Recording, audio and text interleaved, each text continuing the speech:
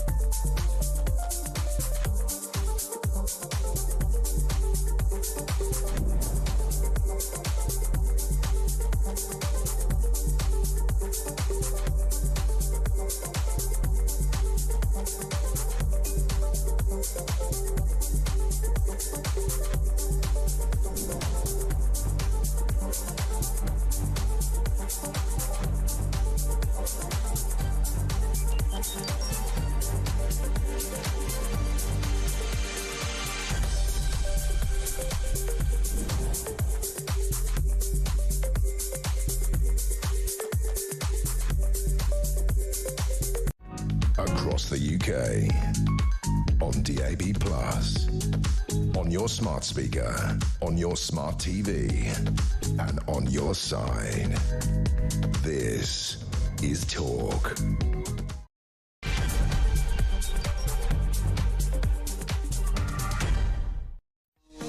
Good morning, I'm Russell Quirk, in for Alex Phillips for the next 3 hours. She's poorly, although I suspect, actually, maybe she might be hungover, having celebrated something. The fact that today, of course, is the 5th anniversary of the day that we left the EU. Not the vote, but the day we actually left and Brexited 5 years ago. So I'm certainly celebrating that. Many people are. Keir Starmer isn't, apparently. Ed Davey isn't either. So many on the left, many of our well-known Remainers will be lamenting the fact that we have left the EU, and of course, inarguably, Keir Starmer seems to be trying to push us further and further towards it. So we'll be talking about that a lot later on, both with Paul Embry, who's coming up soon to talk about all things politics. I'll also be talking to Claire Fox, of course, who is a former Brexit Party MEP. She'll certainly have some strong opinions on Brexit, and indeed the question, have we actually properly Brexited? Let me know if you think we have, particularly when it comes to things like immigration. 0344 499 1000. We'll be talking about that a lot over the next 3 hours. And on the question of Brexit, my concern, although I'm celebrating it, I certainly feel better having had those shackles untied from the likes of Ursula von der Leyen and others, particularly because many countries in the EU, of course, are in a terribly sorry state. If you look at France and Germany and so on, their GDP, well, they're even worse than us. So any fallacy, any inference, any suggestion that we would be better off if we'd stayed in the EU is, yes, palpably nonsense, frankly. But we will talk about that during the show. We're also going to be talking, as I was saying to Mike, obviously about the tragedy that is this Washington, D.C. plane crash and Donald Trump's response to it. I mean, yes, quite incredible. And at first, when you hear that Donald Trump has immediately taken the lectern and decided to blame DEI, diversity and inclusion and equity, for the fact that tragedy occurred, probably, I think he qualified it as, it seems quite remarkable. But actually, when you think about and listen to what he said in not one but two press conferences yesterday, you might have some sympathy. You might actually agree with him in terms of the policies that he is now trying to reverse, and has done actually by way of an executive order, versus what Biden and Obama before him put in place. And it's quite astonishing when you see some of the stuff that Biden's administration and the FAA wanted and did put in place insofar as diversity hires, specifically putting in place people with mental and psychological disorders. Well, I don't think mental and psychological disorders and air traffic controllers really go together, do they? Let me know what you think of Donald Trump and his rather outspoken statements yesterday with regard to this whole DEI thing being the potential cause of that tragedy in Washington a couple of days ago. 0344 499 1000, or obviously you can text, as usual, the word talk to 87222, followed by your message. Also, WhatsApp note, voice note, so you can contact us via WhatsApp 0344 499 1000 and leave a voice note if you don't want to call. But I do hope you'll call, because this is your station, the channel of free speech and common sense, telling it how it is, probably more here than any other station in Britain, I suspect. So do join in and let us know what you think. Opinions, agreements, disagreements, that is fine. So yes, let's crack on. Oh, by the way, as I said to Mike Graham just now, apart from Claire Fox, another ennobled guest will be Toby Young, who's now Lord Toby Young of Acton. Of course, he has been recently ennobled. He is a bastion, a guru of free speech. He obviously co-founded the Free Speech Union and has now been made vice chairman of an all-parliamentary committee on free speech within Parliament. Let's see how that kind of works in terms of squaring the circle of the resistance of this government to free speech. So I think Toby Young, Lord Toby Young rather, has his work cut out for him. We'll also be talking about Dame Priti Patel. Now, you may have seen this yesterday where she was interviewed and somehow, I mean, I was astonished by this, decided to defend her and the Conservative government's record on immigration. About 1.2 million people allowed into the country as migrants when she was Home Secretary between 2019 and 2022. Instead of saying, as Kemi Badenoch has been saying, in terms of the official Conservative line, that of course we got it wrong as a party and we should have prevented more from coming here, she defended it. So obviously we will be talking about that throughout the next 3 hours. But joining me first for the first 15 or 20 minutes or so is Paul Embry, who's a writer and trade unionist, but is a pro-Brexit campaigner, so hopefully we'll get on fine. An author of Despised, Why the Modern Left Loathes the Working Class. Paul, can we talk about that very quickly? In Précis, why do the modern left loathe the working class, mate? Because I think the left has changed pretty fundamentally over the last 30 years. The left was once from the working class, but increasingly I think the left became representative of what you might call the professional and managerial classes. The elite. It became very kind of London-centric. It saw the world from within the M25, or from the vantage point of their places in the fashionable cities and university towns. And not only did they not share the priorities of the working class increasingly, but they came to dislike the working class and treat them almost as if they were some sort of embarrassing elderly relative. Probably the best example was the Gillian Duffy incident during the 2010 election, when all this woman did, you know, a traditional Labour supporter, was to raise concerns with the Labour Prime Minister over the levels of immigration into her community, and she was regarded as a bigoted old woman. Well, Gordon Brown specifically called her, didn't he, on a hot mic, a bigoted old woman. And when did that happen, do you think? 1997, with the advent of Blair and Brown? Do you think that's when this kind of pomposity of intellectual leftism happened and left kind of old school lefties, maybe like you, Paul, behind? I think it was a bit before that. I think you can probably trace it to about the late 1980s, when, if you like, the 1968 generation, the revolutionaries in the universities came of age and really began putting their stamp on public life and inside the Labour movement.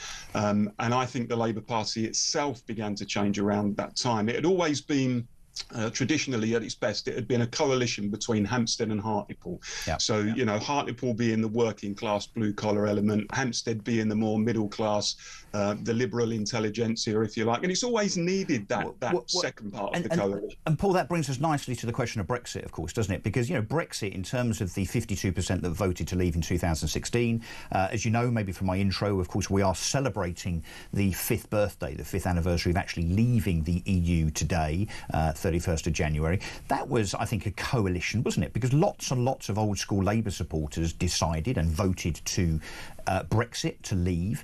Do you think we actually have? Do you think Brexit has happened? Do you think we have Brexited? Well, I think technically we have, but I look at it almost as if the political class in this country were kind of given a gift almost for Christmas, a bit like when you're given a gift for Christmas and you don't really want it, you don't really know what to do with it, so you end up sticking it in the loft. And only really mentioning it or bringing it out when the people who gave you the gift come round and ask you about it. And that's been the problem, really, that what the public voted for, and it was driven largely by the working class, as you touch on. I mean, 2/3 of Labour constituencies voted Leave, for example, and that helped to, if you like, widen the chasm between the Labour Party and the working class. Although, Paul, very interestingly, if I just interrupt you for a second, the Labour MPs for those constituencies, of course, didn't. So talk about being out of touch with your electorate.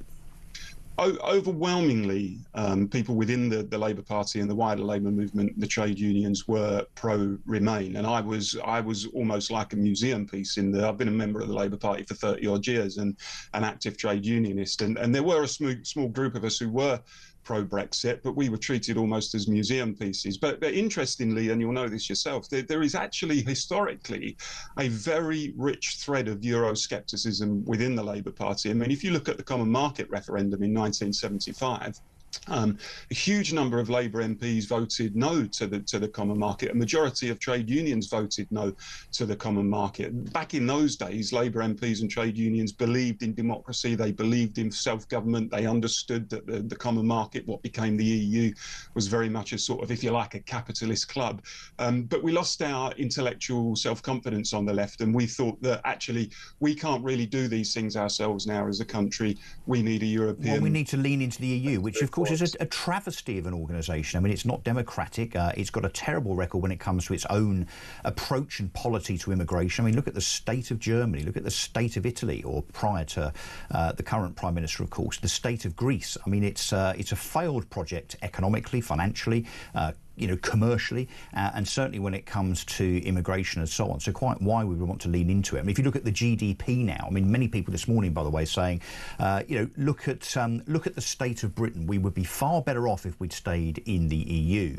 And of course, up until Labour took power 7 months ago, our economy was the fastest growing economy in the G7. So inflation was down, interest rates were being cut, GDP was increasing. And of course, in the last 3 or 4 months under Rachel Reeves, we've now seen a decline. So our economy is now shrinking, but so is France's, and so is Germany's. So this nonsense that we're hearing from the commentariat, that financially and economically we will be far, far better off continuing to pay £29 billion net to the EU. I mean, it's for the birds, Paul, isn't it?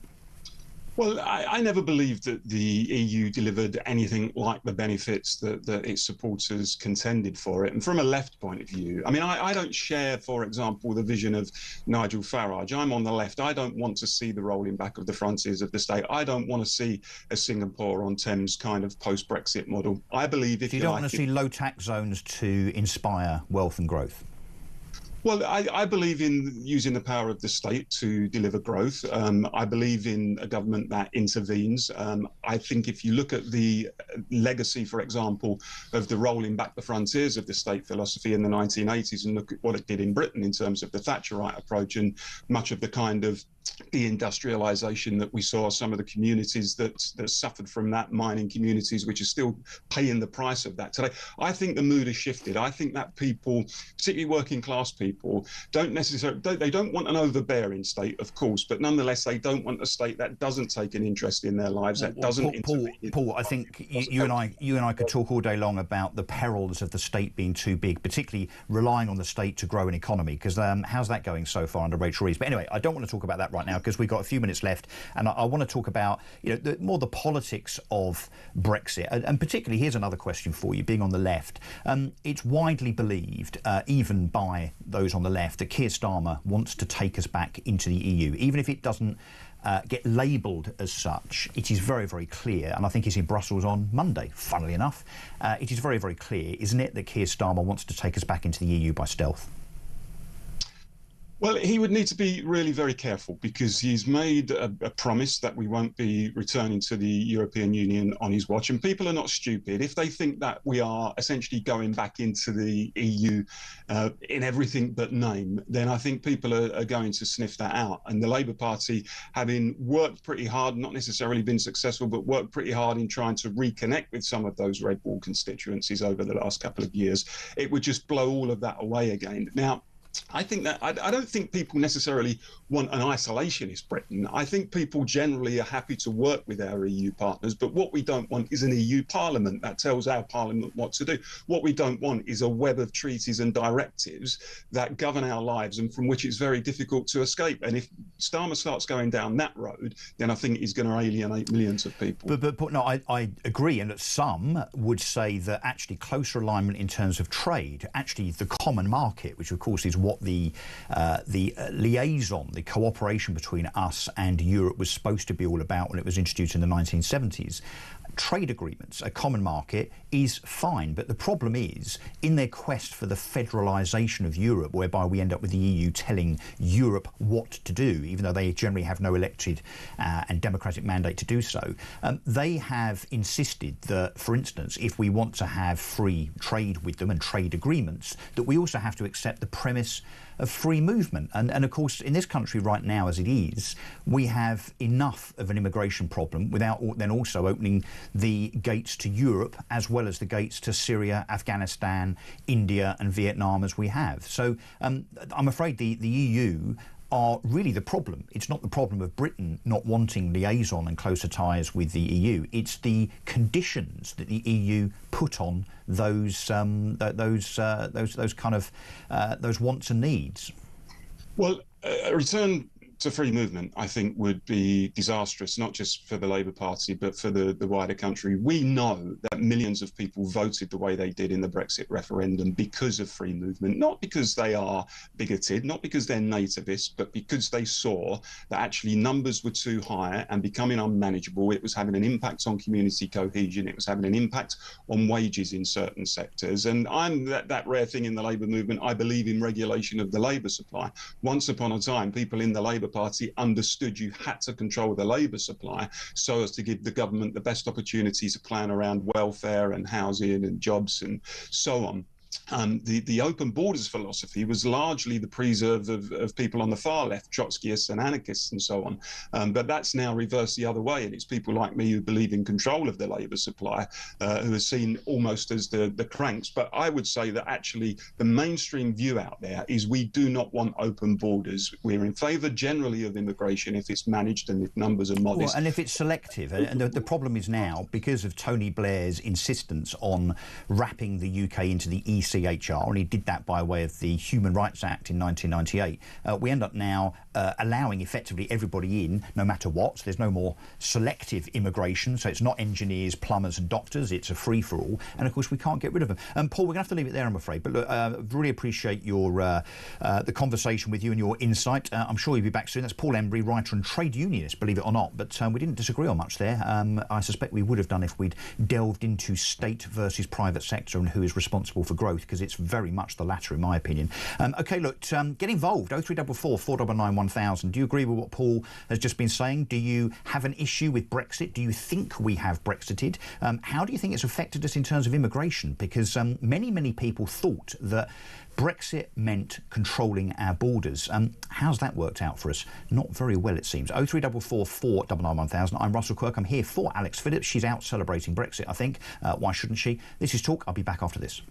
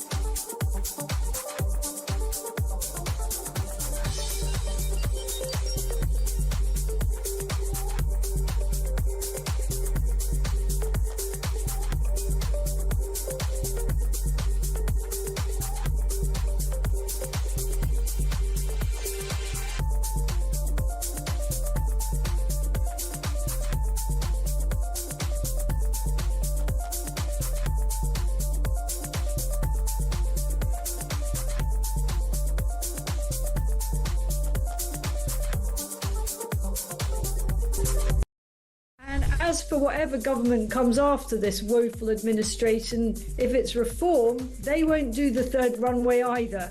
So I just can't see this actually being any kind of answer to this country's economic woes. And as you say, the problem is that for all the fine words and, a load of blah, really, that she was giving us today, in the end, she's still taxing everybody to the hilt. She's still making it harder and more expensive to employ people.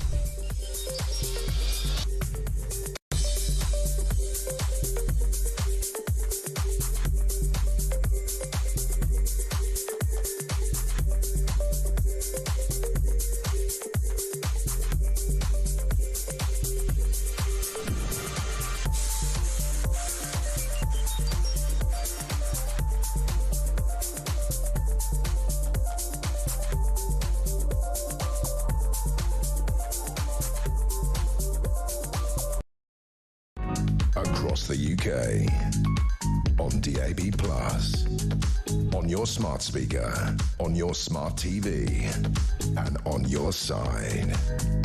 This is Talk. Welcome back. Just gone 20 past 10. It's Russell Quirk, not Alex Phillips, but for one day only. I'm here till 1 o'clock, then handing over to Ian Collins. Thanks for your participation. We've got lots of texts, calls coming in, and some voice notes, including Claire in the Wirral. I'm glad to see that Donald Trump has the freedom of thought and speech against this radical woke agenda that has swept his country and ours. Good to see his common sense talk of employing people on their ability and not their disability. To put anyone with a severe mental health problem in charge of a plane control centre needs to go see a psychiatrist and a priest, to be honest. The world's gone mad. Wow. And Trump must and will destroy this madness. Thank you. So do you agree with Claire there in the Wirral? They were pretty decisive words. If you're pro-woke and DEI when it comes to hiring policies, you need to see a psychiatrist and a priest, I guess, to confess your wokeness, and a psychiatrist because, from what Claire's suggesting, you're not all there. Look, I am inclined to agree. Now, when I first saw this yesterday, in fact, the producer here, Ted, messaged me last night and said, have you heard what Donald Trump said about the Washington, D.C. plane crash? And, notwithstanding the fact that, of course, that is a tragedy, remains a tragedy, will always be. 67 lives were lost, and we don't actually know why. Let's be very, very clear. And frankly, although Donald Trump is President of the United States will be party to information. There's certainly been not even the beginnings of an inquiry, let alone an outcome, let alone a conclusion. But he does have a point, doesn't he, Donald Trump? I mean, you could argue that he is using this tragedy as a hobby horse, as a reason, an opportunity, an excuse to posture. Opportunism, if you like, to talk about this railing against the woke DEI agenda, which, of course, he said before he was elected, and he said several times since, he is going to pursue, as are all of his advisors, including just about every tweet from his best mate, Elon Musk. But the point is, if you as an organisation or a government or a local authority or a ministry within a government, if you decide to put diversity and ticking boxes first before talent, before capability, then I guess you run the risk of that poorer quality, and I'm going to say it, that dumbing down of your talent pool because you're hiring for the wrong reasons, the wrong people for the wrong reasons. As a consequence of that, you're going to see outcomes that perhaps are not very desirable. Do you agree with me? 0344 499 1000. Let me know what you think, or text 87222 plus the word talk. Looks like Alan in Herefordshire has got something to say. Alan, thanks for calling. Thank you. What do you want to say, Alan? Yeah, well, I was thinking about the whole Brexit thing. I think the majority of the population voted on it because they were quite sensitive about the whole issue of immigration. Yeah. But so many years on, it's just proven that, we've still got no control over immigration. Well, it's got worse, hasn't it? Do you remember the days of David Cameron? I mean, even pre-Brexit, saying that his view was that we should get net migration down to tens of thousands. I mean, that was back in 2013, 14, 15. Look now, with the revised figures from the Office of National Statistics a few weeks ago showed that in 2023, we ended up with over 900,000 people here. And to be clear, that's the net, Alan. So that's not the amount of people that come here. That's the amount of people that come here less the 300,000 or 400,000 that leave, and which, frankly, I have to tell you, is increasing. There's a millionaire leaving Britain every 45 minutes, not the same one, I hasten to add, but as a consequence of Rachel Reeves' budget, lots and lots of people are deciding to leave to go to places like Dubai, Monaco and so on because of the rather more friendly tax and economic climate there. So do you think that when Brexit was orchestrated way back in 2013-14, when it was actually first announced, and of course the vote being in 2016, the actual leaving of the EU 5 years ago, which we're celebrating today, do you think that we should have included leaving the ECHR as well, Alan? Yes, I do, because it's again, that was proven and hampered our own ability to deport our own foreign criminals.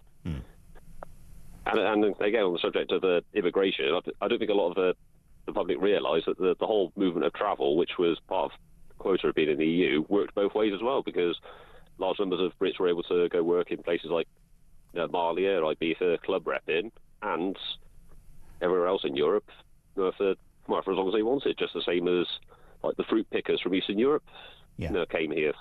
A two-way street. At the same time, a lot of people seem to forget that a lot of those people who did come over here never intended to stay fully anyway. A large number have gone back to their native Poland and Baltic states. Yeah. But the problem with freedom of movement as far as the EU is concerned is, I mean, basically that is a condition of, as we said earlier on, doing a trade agreement. It's almost, you can't do trade with the EU under special no tariff terms unless you accept the premise, not just of freedom of movement, but I mean, anybody and everybody that decides to come here no matter what. And then, of course, you've got the question of resource benefits and so on. You would imagine, though, that the EU might now be changing their mind a little bit, rather than being dictatorial as they are, that they might actually allow maybe some compromises there. The other thing that I'd have to say, and those on the left might say this, I'm surprised that they haven't really, that here in this country, I think we'd rather have some Polish plumbers and some Ukrainian electricians rather than people that are coming here illegally to work in marijuana farms from Vietnam. Well, yeah, I mean, I think that's what we would rather. But why can't we do that? We can do what we want. We're a sovereign nation. Well, there again, I think that's obviously up to Westminster or whoever's in charge to try and renegotiate. If only. And absolutely change the whole immigration policy. And if I've got people coming here purely just to grow marijuana, then I don't really see why any human rights law should prevent them from being deported. My suggestion is that lots of people that come here illegally end up doing illegal things because, of course, they're here illegally and they aren't allowed as asylum seekers to work until their asylum application is approved, although it seems that more and more these days there's an absolute likelihood that that's going to happen. Alan in Herefordshire, thank you very much indeed. We're just going to go to another break now. Back after the break, yes, more of this. We're going to be talking about the Washington DC plane crash with Steve Gill, who's a former advisor to the Clinton and Bush administrations. I'm sure he'll have an opinion on what Donald Trump had to say yesterday. I'm Russell Quirk. This is Talk, the home of common sense. I'll be back in a couple of minutes.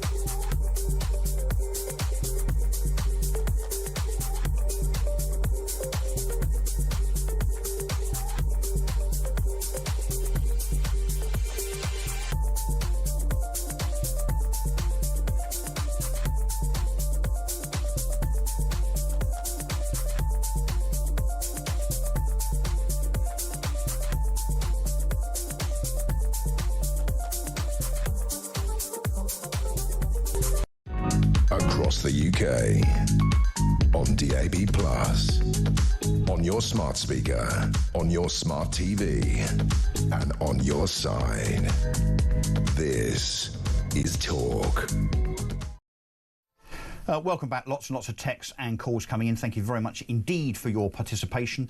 John in Kent has text to say, despite Brexit, the UK has outperformed most EU countries year on year since 2029. I think he means 2009. 2029 hasn't happened yet. Moved up the world table of exporters of goods and services, exporting more goods and services to the EU than pre-Brexit. This has happened with us still heavily tied to the EU. Just imagine what we could have achieved if we had left properly. Yes, I think many would agree with you. And also Simon saying, good to hear from Paul Embry. He's a good lefty. That's an interesting label. A good lefty. Are we saying that most of them are bad lefties? I'll leave that up to you to decide. And Simon says, I want to know your thoughts on this, please. Starmer's endgame is to rejoin the EU, and he knows that the only chance he has of being re-elected for a second term will be to offer a fresh referendum on rejoining. That's going to be the curveball that sucks the oxygen out of the political debate. Brexit 2.0 will be the battle for the next election. There is a reason the government is happy to continue to show polls in favour of rejoining. Well, Simon, look, I really hope that he does have a platform of rejoining the EU as the central focus of his next election campaign, because I would imagine that having lost that one already, and of course despite asking for a second referendum within minutes of the first one, and given everything else that Starmer has failed to do and has failed on in the first 7 months of his tenure, and I suspect that will continue, it would just make the Labour loss even larger. OK, look, let's switch gears and go back to talking about this tragedy in Washington 24 hours or 36 hours or so ago, which was this Washington, D.C. plane crash, which, of course, killed 67 people, no survivors. Donald Trump has, quite astonishingly, some would say, said at not one but two press conferences, one at the lectern, one sitting signing executive orders in the White House yesterday, that this very possibly is all down to Biden and Obama's policies on DEI hires. Quite an astonishing thing to say, but I think there's some merit to it and there's some logic to it. We're going to talk about that a bit more now with Steve Gill, former advisor to Clinton and Bush administration. Steve, thanks very much for joining us on Talk. Thanks, Russell. Good morning. Yeah, good morning. So let's talk about your reaction, first of all, to what Donald Trump said yesterday. Do you have some sympathy with what he said? Yeah, and I think we have to assume that he knows a lot more than has been put out publicly at this point. First of all, we know that the Biden administration a year ago was promoting an agenda. The New York Post and others reported it, to hire people that were intellectually and emotionally distraught and incapable. And the idea that, as he was pointing out yesterday, you would put people in the most stressful jobs possible as air traffic controllers who you were recruiting knowing that they had mental and emotional instability, I think is part of the problem. We don't know that that was the issue in this case, but he has raised the question of it could have been, and we need to get more details. And then we look at the military aircraft. There are now reports that one of the pilots may have been a transgender woman who had less than 500 hours. Yeah, I saw that on X also. I mean, lots of stuff flying around, lots of conspiracy theories, I have to say. But yes, one of them is that pilot may have been trans. I mean, does that matter? Does that make any difference in terms of their ability to fly an aircraft? It may. If she was promoted and put into this high-profile position because of either being a woman, being transgender, or anything else, it would be an issue. If particularly she was not... Oh, Steve, sorry, I think we're losing you there. Aircraft may have been you're back, twice as high as it was. Yeah, Steve, sorry, we lost you for a second there. So can you just repeat that? Sorry. Well, we know that President Trump already has access to more personnel information, both around the air traffic controllers and about this military personnel, which I think is what raised his immediate questions about whether a DEI may have been a factor. Was she put into this position ahead of others that may have been more competent because she was female, because she was trans? We don't know. But again, I think he probably knows more about her record. Well, and than we Steve, do as I say, we haven't had that confirmed. We don't know that. And I know that the victims are going to start being named in due course, including, no doubt, the name of the military personnel on that helicopter. We're going to go to a clip in a second. But just let me read you a headline from the Daily Mail from last year, which was this, so way before the tragedy of a couple of days ago. It says here, the FAA launches a recruitment campaign for workers with... So the FAA, of course, is the Federal Aviation Authority, so their equivalent of our Civil Aviation Authority. The FAA launches a recruitment campaign for workers with, in inverted commas, severe intellectual disabilities, psychiatric problems and physical issues to therefore hit their woke DEI target. So in other words, recruiting people with psychological and mental issues to tick DEI boxes. Just stay there for a second, Steve. Let's just recap on one of the things that Donald Trump had to say yesterday. The FAA's website states they include hearing, vision, missing extremities, partial paralysis, complete paralysis, epilepsy, severe intellectual disability, psychiatric disability, and dwarfism all qualify for the position of a controller of airplanes pouring into our country, pouring into a little spot, a little dot on the map, a little runway. I'm trying to figure out how you can come to the conclusion right now that diversity had something to do with this crash. Because I have common sense, okay? And unfortunately, a lot of people don't. We want brilliant people doing this. This is a major chess game at the highest level. So, Steve, Donald Trump there kind of joining the dots, maybe making 2 and 2 equal 5.5. But he certainly has a point, doesn't he, that if the official policy of the Biden administration was, in his words, to hire people not just with psychological and mental disabilities, but also with hearing and vision impairment, I'm not sure how anyone can argue that those people are, in those conditions, conducive with being good air traffic controllers. Well, and again, part of the Trump agenda is to make sure that we are hiring people in every job who are there because of what they can do, not because of what they are. And the whole focus of DEI is to overlook people who may be more talented, more capable, based on merit, in order to fit some, check some box. And as you point out, visual impairity, hearing impairity, running in an air traffic control spot is just nonsense and ludicrous. We don't know if the people that were in that air traffic control center were suffering from those kinds of disabilities, including this sort of emotional and mental instability that they were recruiting to the most high-stress job you could possibly have. But we will get more of those details. And we do know that some of the reporting is saying that it was understaffed. There was only one traffic controller when there should have been 2 in those spots. Why is that? Donald Trump's only been in office about a week. The Secretary of Transportation had literally been sworn in hours earlier. So the idea that some in the leftist media in the U.S. are trying to blame Trump or Sean Duffy, when it is the Buttigieg Transportation Secretary, Biden and Obama before him, who set the standard that failed miserably in this case. Yeah, let's also remind ourselves of there's a clip that circulates social media and the internet of a chap by the name of Phillips Washington, who was Biden's pick to run the FAA until he was questioned by Congress and senators on his aviation knowledge. And effectively, it was proven as part of those challenges, those questions in the House, that he knew nothing at all about aviation. He didn't even know enough to make a paper airplane. Yeah, so and as a consequence, thank goodness he decided to withdraw his nomination. But I mean that's an astonishing thing that the FAA that looks after airline safety in America, probably the busiest country and airspace on the planet, that they would seek to put somebody in charge of the FAA that literally knows nothing about aircraft and flying. But that's not unusual. You look at Steve, sorry, we're losing the you. other than human services. Sorry, Steve, I just lost you in every department. Steve, sorry, just say that again. Sorry, we keep losing your line. There's a reception issue, I think. Just say that again if you can.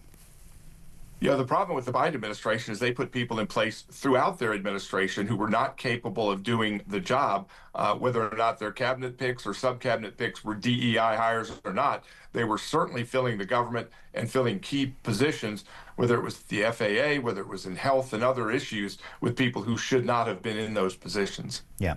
So, look, we don't know exactly what the cause of this tragedy is. Donald Trump definitely has jumped on what many are saying is a bandwagon.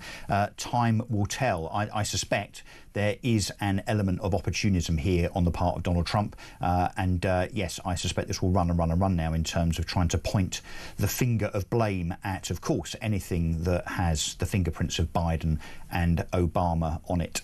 Steve Gill, former advisor to Clinton and Bush administrations, thank you very much indeed. We're going to take a break now. Back just after this.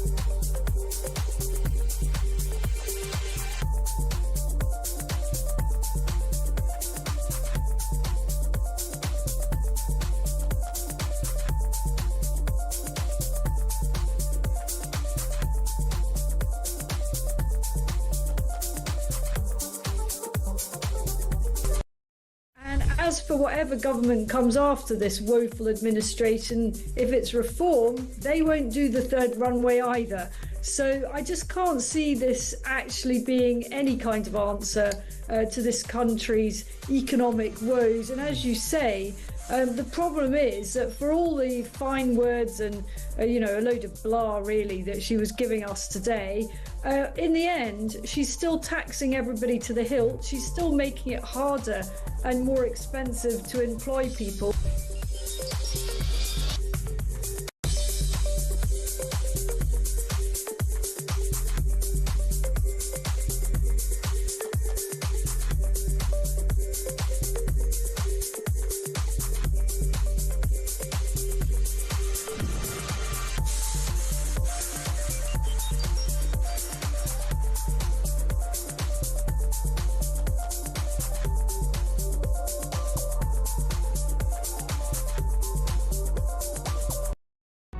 Across the UK, on DAB+, on your smart speaker, on your smart TV, and on your side.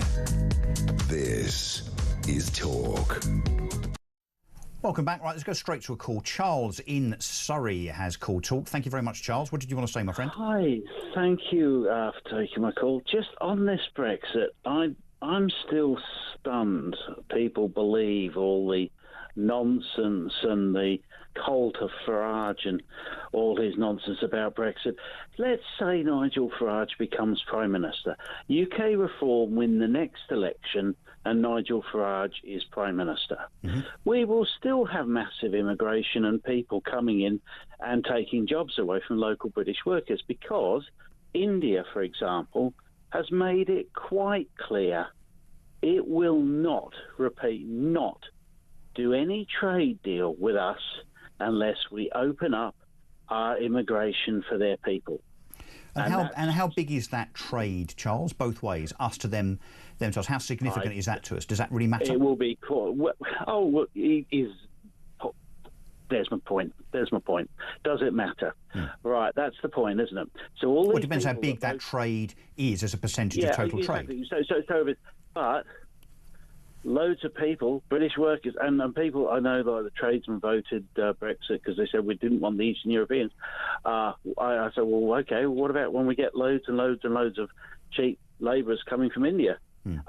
Fair enough, that's the market, but and so no, they can't. They're not as good as. Well, who do you think built half of Dubai? Yeah, well, yes, Charles, how did you vote in the Brexit referendum? I voted Remain. Yeah, and why? And mainly because of free movement, and I would, for me, selfish. Well, I just think personally, because housing is so unaffordable here now, there's no chance of me being able to have a decent retirement here. I would have to.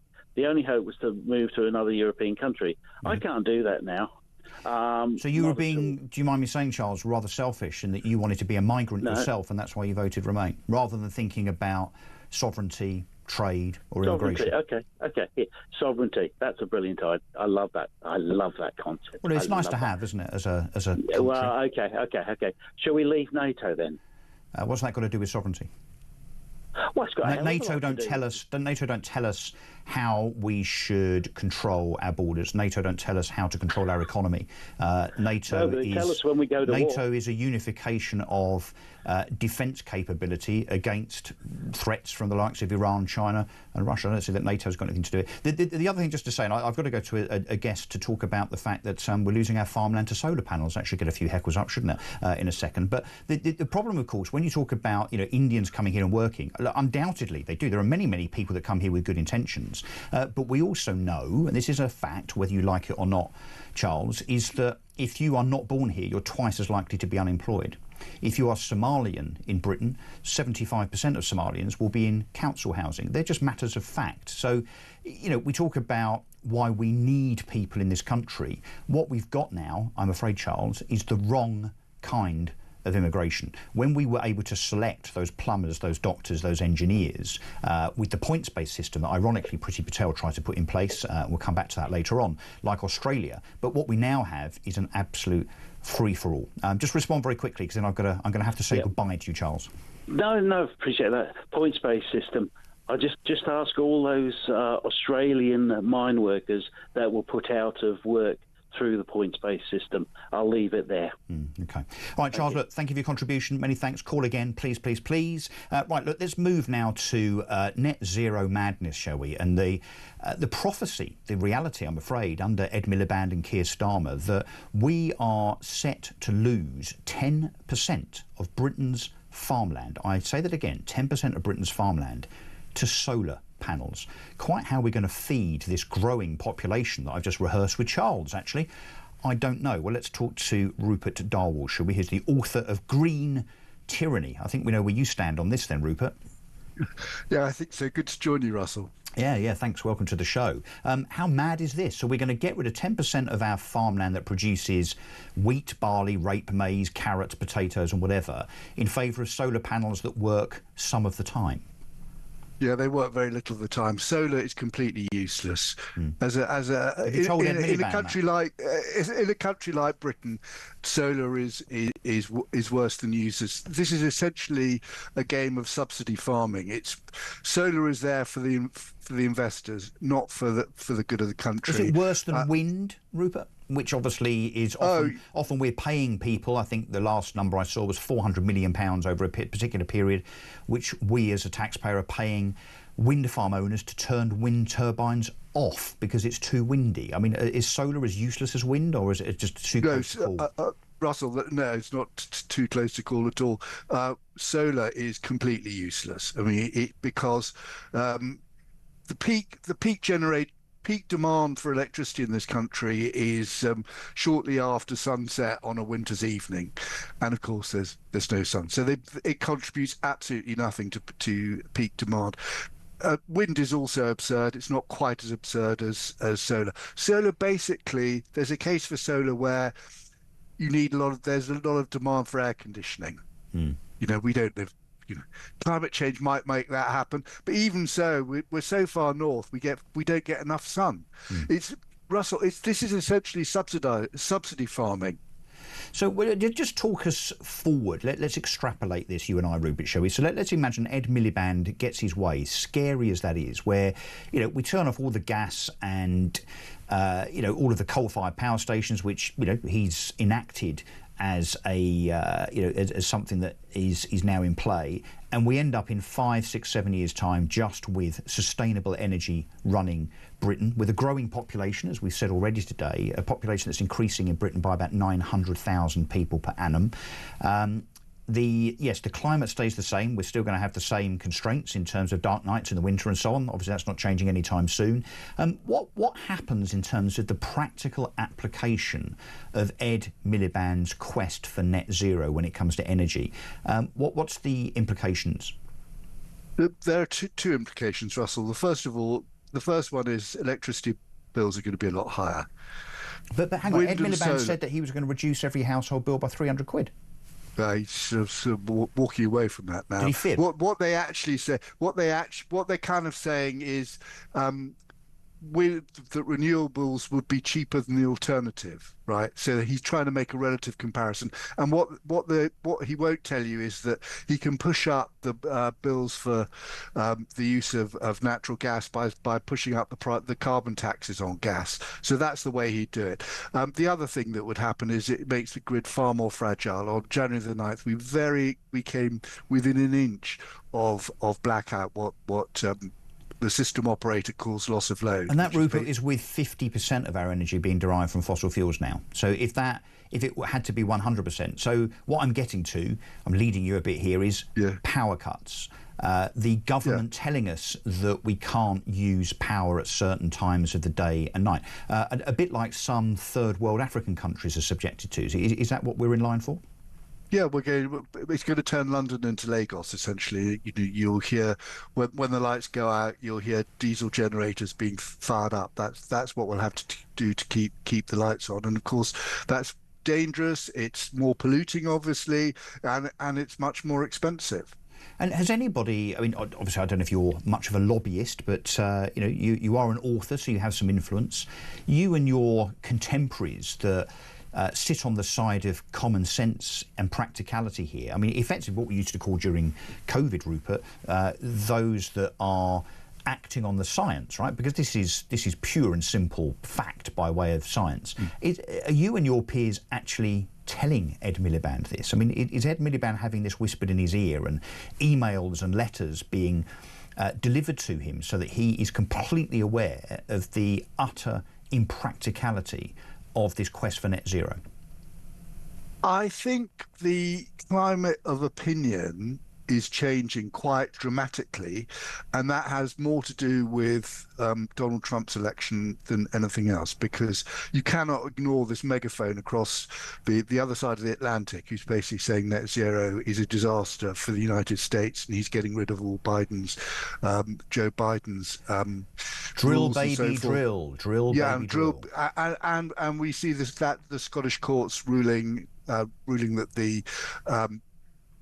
the licenses for the remaining North Sea oil and gas wells are unlawful, that Ed Miliband wants to chuck cement down or concrete down one of the fracking sites. I mean, it's quite clear that the divergence between what's happening in London and Washington is so great that no one can miss it. So I think in answer to your question, I think there is a change in the climate of opinion, and it's putting him on the defensive, which actually makes him I think that's why he's coming out with some of these really kind of even more lunatic ideas and statements. I'm afraid, Rupert, he's doubling down. He is not listening, and I hear you, and I think most people are seeing what's happening the other side of the Atlantic and saying, yeah, OK, that's the tide now, that's the direction of travel in terms of a return to some common sense on this subject and many others. I'm not sure Ed Miliband and Keir Starmer are going to listen. They're going to continue with their sixth form political ideologies forevermore.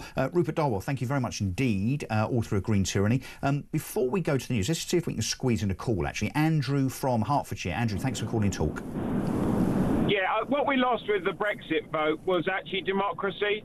If you look at the way the Parliament behaved, the Speaker behaved, a good example is that Labour MP from Ipswich. That's what we lost. That's when people fell out of love. So hang on, can you just explain? So you think Brexit meant that Britain lost its democracy? Yeah, we lost democracy because politicians couldn't do what the people asked. At that point, we lost the ability to believe in democracy. Not the people, but we saw politicians for what they are. Well, I don't understand what you're saying. I mean, frankly, the fact that we now have sovereignty in terms of us not being dictated to by EU directive. By the way, since we left the EU 5 years ago, we have avoided about 7,000 EU directives. I'll say that again. Since we left 5 years ago, we have avoided 7,000 EU directives that come from a largely undemocratic EU. So we're not now beholden to those directives. We are now sovereign. We have a sovereign parliament that doesn't have to do what the EU says. So we're surely more democratic, aren't we, Andrew?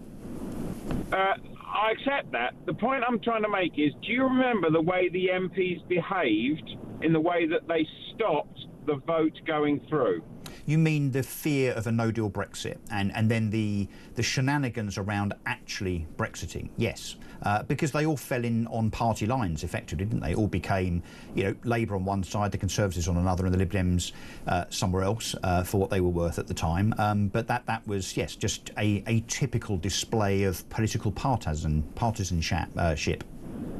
It wasn't a typical display. It actually was people in Parliament who are voting, taking the conscious decision to not do what the public wanted. Yeah. And democracy died then. Yeah. That's the point I'm trying to make. So what you're saying is we have not Brexited. So what didn't we do that we should have done? We didn't, as we left Brexit, say that Northern Ireland is part of Great Britain and treat it as such.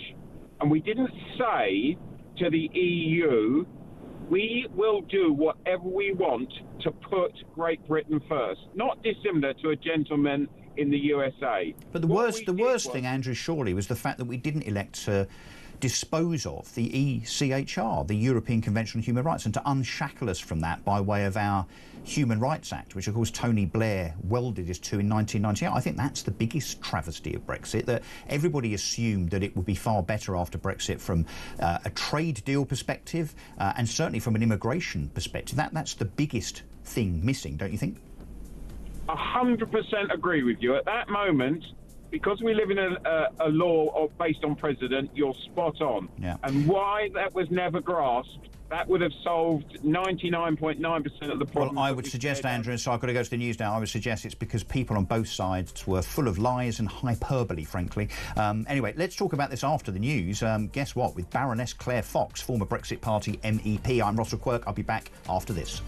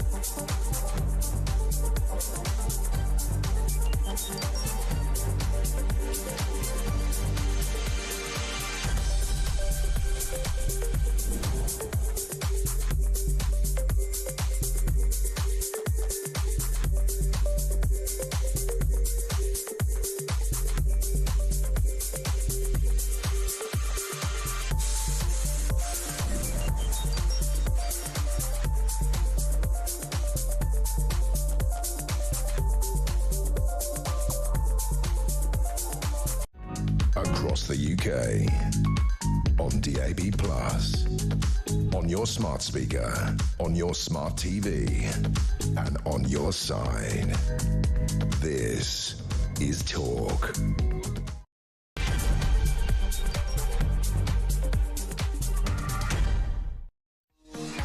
Welcome back. I'm Russell Quirk. I'm in for Alex Phillips here till 1 o'clock, then handing over to Ian Collins. Yes, we're talking about Brexit. You thought that had been forgotten, but we're talking about it because today is the 5th anniversary of the day that we left the EU. Do you remember when we were all, most of us actually, or 52% of us, celebrating the fact that we were no longer tied to that sleaze pot of undemocratic rubbish that is the EU, at great cost to us, of course, £28 billion per annum, and an EU largely unelected, certainly in terms of the commissioners and the hierarchy, telling us what to do.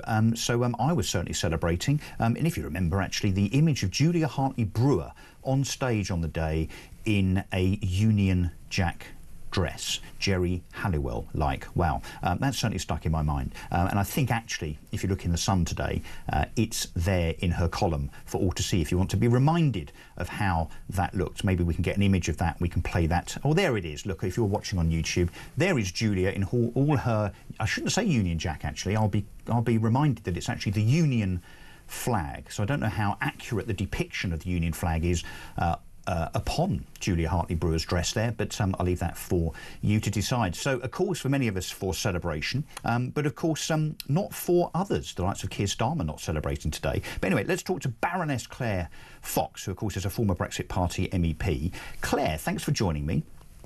Good to be with you. On today of all days, why are you not wearing a Union Jack dress? I've never worn a Union Jack dress, and I'm not going to start now. But I was there in the crowd celebrating, but in a rather more modest attire. Yes, I was sure. Very sensible.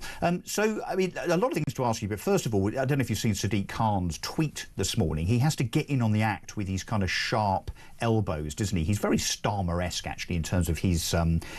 He's penchant for wanting to be seen to be a kind of an international statesman, a statesman on the international stage. He couldn't help himself, could he, Keir Starmer, but say today that on the 5th anniversary of Brexit, I want all European Londoners to know that you are welcome and wanted in our city. Well, look, frankly, that's obvious. Anyone that's here is fine. Brexit wasn't about deporting anybody, so I'm not quite sure what Sadiq Khan's inference there is, but I think one of the things he's trying to get at is, of course, that he absolutely covets the principle of free movement, refugees welcome no matter what, and so on. What do you make of what Sadiq Khan's involvement in this is? I mean, as London Mayor, should he kind of butt out of such things? Well, he should butt out of a lot of things, and he should make London work, but he's very good at tweeting and less good at making London a place that we all want to live in, yes. European or otherwise. I mean, very good point, though, that the point is that this was not... I've got nothing against Europeans. That's a ridiculous notion. I'm married to one, so I definitely haven't. Very good. And the argument was always posed that anyone who voted Brexit was a xenophobe, who hated Europe, hated Europeans. Actually, no, it was a rejection of the EU. And it was an assertion of sovereignty, as you've already been discussing on the programme. Yeah. And in fact, that sense of a nation state wanting to control its borders, control its laws and so on, well, if you look over on the continent at what's happening within the EU now, within the countries within the EU, it's all gone a bit Brexity. Well, look at Germany, look at Greece, look at Italy. I mean, it's an absolute travesty. And that's a combination of the woke liberal left view of not just the EU, of course, but the likes of Macron and the likes of Angela Merkel as she was. I mean, yes, that what a failed experiment. Well, the point is that lots of European citizens, our fellow citizens in different European countries, are now getting involved in a different kind of populist upsurge. A lot of Euroscepticism around. Even the most ardent EU bureaucrat types are saying, oh my God, we've lost control of the borders. We're going to have to do border controls. You know, the whole promise of the Schengen deal and passportless freedom of movement that they've claimed that they believe in is now something of stuck in the past, because there's now demands for border controls on land border controls in Germany and so on. So all I'm saying is that there's a mythology about this wonderful EU that actually many citizens of EU nation states don't share. Well, and the governments of those countries. Yeah. I mean, the likes of Hungary, Poland, Slovakia, and now, very, very recently, Italy in particular and Germany, as governments are turning their back on EU diktat on immigration, going to war, really, with the EU and sticking their fingers up at the auspices of the ECHR that they also are subjected to. So, A, interesting. B, why don't we do that? Well, on the ECHR, it is a different question. I'm very sympathetic to your point about reviewing whether we should be anything to do with it. But I don't think the reason why Brexit hasn't worked is just because of the ECHR. I mean, I actually had a lot of sympathy with the caller just before the news, Andrew, who said that one of the tragedies that occurred after the 2016 referendum vote, which was, after all, one of the most exhilarating and exciting moments for democracy, was that so many voters in the country suddenly realised that when they actually won an election, won a referendum against all the odds, it would be enacted. That the political class refused to implement it for so long, and that disillusioned many people about the nature of democracy itself. And Sorry. Yeah, no, please carry on. Sorry. Well, I still maintain that what Brexit was all about was it unleashed the genie out of the bottle in terms of people understanding more why democratic control of society is so important. but we also came into clash with those people who use the EU, people who run the UK, use the EU as an excuse for ring fencing off so much decision making from the electorate. You know, they'd sort of say, oh, it's Brussels made us do it.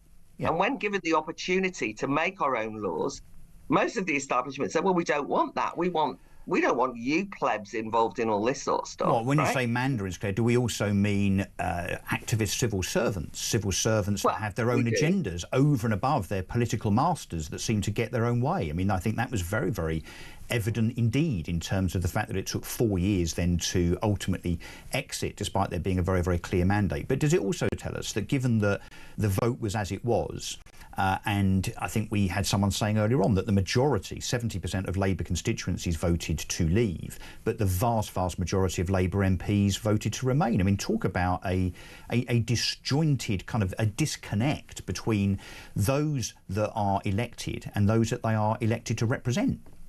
Well, look, there was a catastrophic shake-up of the two-party electoral system and the Labour Party's betrayal of the Red Wall votes. It wasn't just that Labour MPs voted Remain and their constituents voted to leave.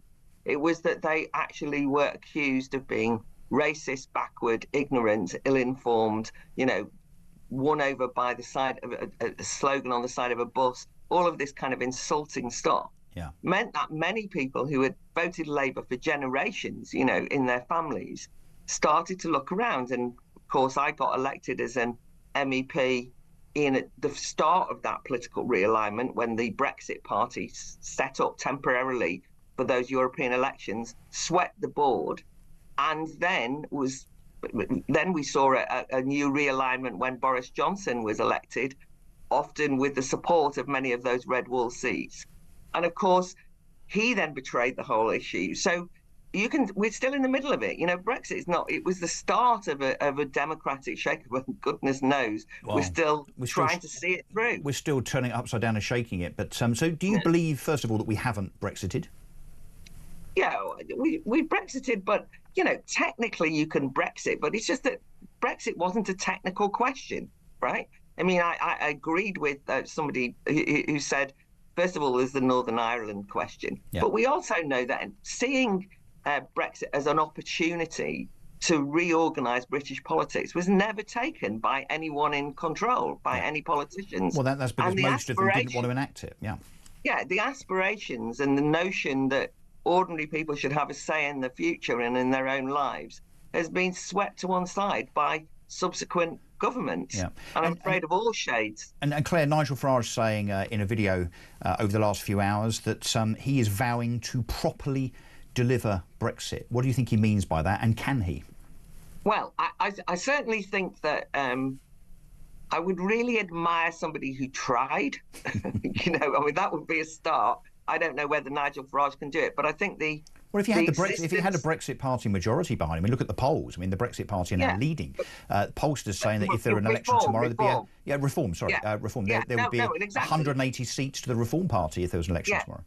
The truth of the matter is that the upsurge of support for reform is an indication of what I was more broadly talking about, which is that the promise and aspiration of Brexit for a new realigned political agreement arrangement has not been fulfilled. And I think the support for reform is an indication that people still aspire to that. They still want to be taken seriously. They still believe that politics can be changed for good, and we haven't seen that. So in that sense, a lot of hopes rest with Nigel Farage on reform at the present time, and I have got every sympathy with that. I'm not a Reform Party member. Well, I was going to say, I mean, do you have sympathy insofar as being tempted to join reform?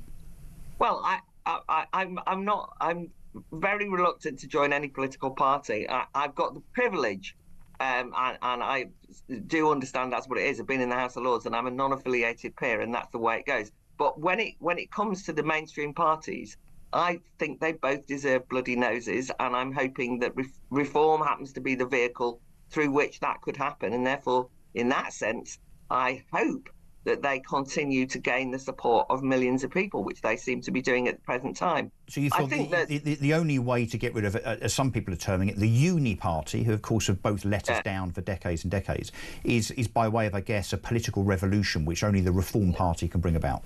Well, we've begun to see it's not the Reform Party bring about. The voters bring it about by making a decision about who they think can shake things up. Yeah. And at the moment, Reform is that vehicle, and all part of them. I mean, I heard your interview with Paul Embry earlier, and I suppose I'm one of those lefties as well. That was a sensible lefty. A lefty Brexiter. I don't know about sensible. I've never been sensible in my life. Good. But anyway, on the other hand, I'm one of those kind of people who come from the left. And the reason I'm saying that is because I think those kind of left-right labels don't really work. But what I do think is important is that the Labour Party, it doesn't stand any chance, it seems to me, of retaining the loyalty of even the people who've voted in sparse numbers to give them this huge majority they've got now. And it's not because of Brexit, but something of the spirit of Brexit we need to get our head round, which was, it was people saying, we want a say in politics. You know, can't just keep ignoring us and patronising us. And we have seen, since Labour have got elected, whether it's over the grooming rape gangs or whether it's over the Southport issue or the riots or any of this, every time people in the political class talk to ordinary voters in this country, they talk down to them. So you talk think Brexit, to them as though they're stupid. So Brexit, Claire, you think Brexit was as much about a general political bloody nose as it was about the EU? Because the demand for sovereignty, which was, perfectly reasonable, people did understand that the EU was used to stop voters in this country having any say. As an excuse. Yeah, but also, but I think the point is also that because we've had decades of politicians being ever more distant from the electorate, it was a means of saying, look, you as the political elite, David Cameron included, may not want to see Brexit, but we are going to send you a message that we're actually in control here as the voter, as the electorate. Yeah, but that hasn't worked because we've now got a Labour government, and I just want to, before we go to a break, I want to ask you a quick question about what you think about Keir Starmer, a Labour government that's even more out of touch with the electorate. No, it hasn't worked, but the aspiration hasn't gone away, and Labour are going to suffer the consequences of that, and that's why Reform are doing so well in the polls, it seems to me.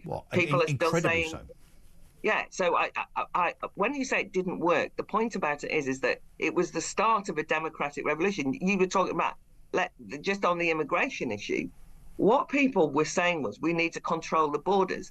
I don't know if you saw that interview with Priti Patel yesterday. I did. But it was We're going to be talking about it later. I mean, she's basically acquiesced and said, no, actually, the 1.2 million on my watch were fine. They were the brightest and the best, Claire. The brightest and the best. But she basically made the point, oh, no, what people didn't want was just the EU version of freedom of movement. But we chose to interpret that by saying, yes, we now do control our borders. She at least admitted it. They controlled a huge increase in immigration. Yeah. But then she actually said people should be thanking us. I know. I mean, it was so disingenuous. When I talk about this a little later on, you might want to ring in and get involved. Let's just talk very, very quickly, because I've got to go to a break in a second, but I'd love your take on Keir Starmer. Do you think he's going to try and take us back into the EU by stealth? And do you think he's going to use an EU referendum as a platform in the next election? That seems unlikely to me. He'd be mad. I think that he'd be mad. So he is mad, but I think that would be unlikely. I think, however, that the point is that they imagine that the EU can solve lots of Britain's economic problems. Firstly, people didn't vote for Brexit for economic reasons. Secondly, Britain's economic problems and the problems of growth are not going to be resolved by having a closer alignment with the EU, who themselves are in economic meltdown. No, we know that, but Starmer, because he wants to be seen as this world statesman on the stage of the planet. I mean, and obviously he's very, very well rehearsed and well known penchant for the EU. I mean, how is he going to be able to contain himself in terms of his temptation now that he's in power and he's got 4 years left to go? How is he not going to try and take us back into the EU in all but name? He's bound to try to do that. I'm not disagreeing with you. What I'm saying is he imagines that economic realignment will lead to an increase in, economic growth in this country. I'm saying it's a false promise. You're absolutely right. He feels far more comfortable talking to EU bureaucrats than he does talking to ordinary British workers. Well, but particularly people in Southport, and of course, yes, not forgetting that he spent 19 seconds there.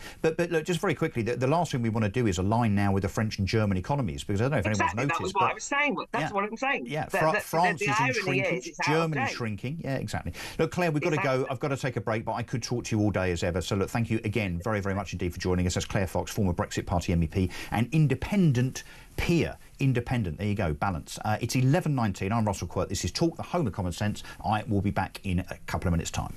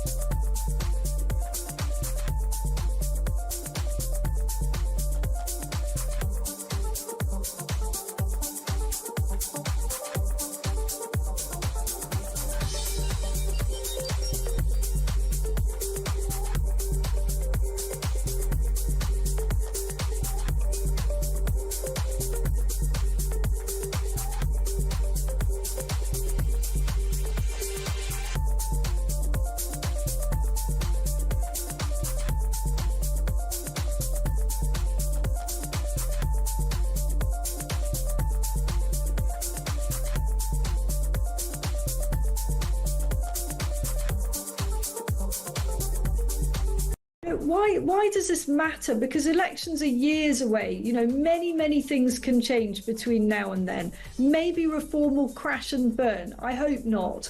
But this looks and feels like a revolution in our politics. It looks and feels like finally there is an end in sight to the two-party system. We can't say whether it will or it won't happen, but from where I'm sitting, something very exciting is underway.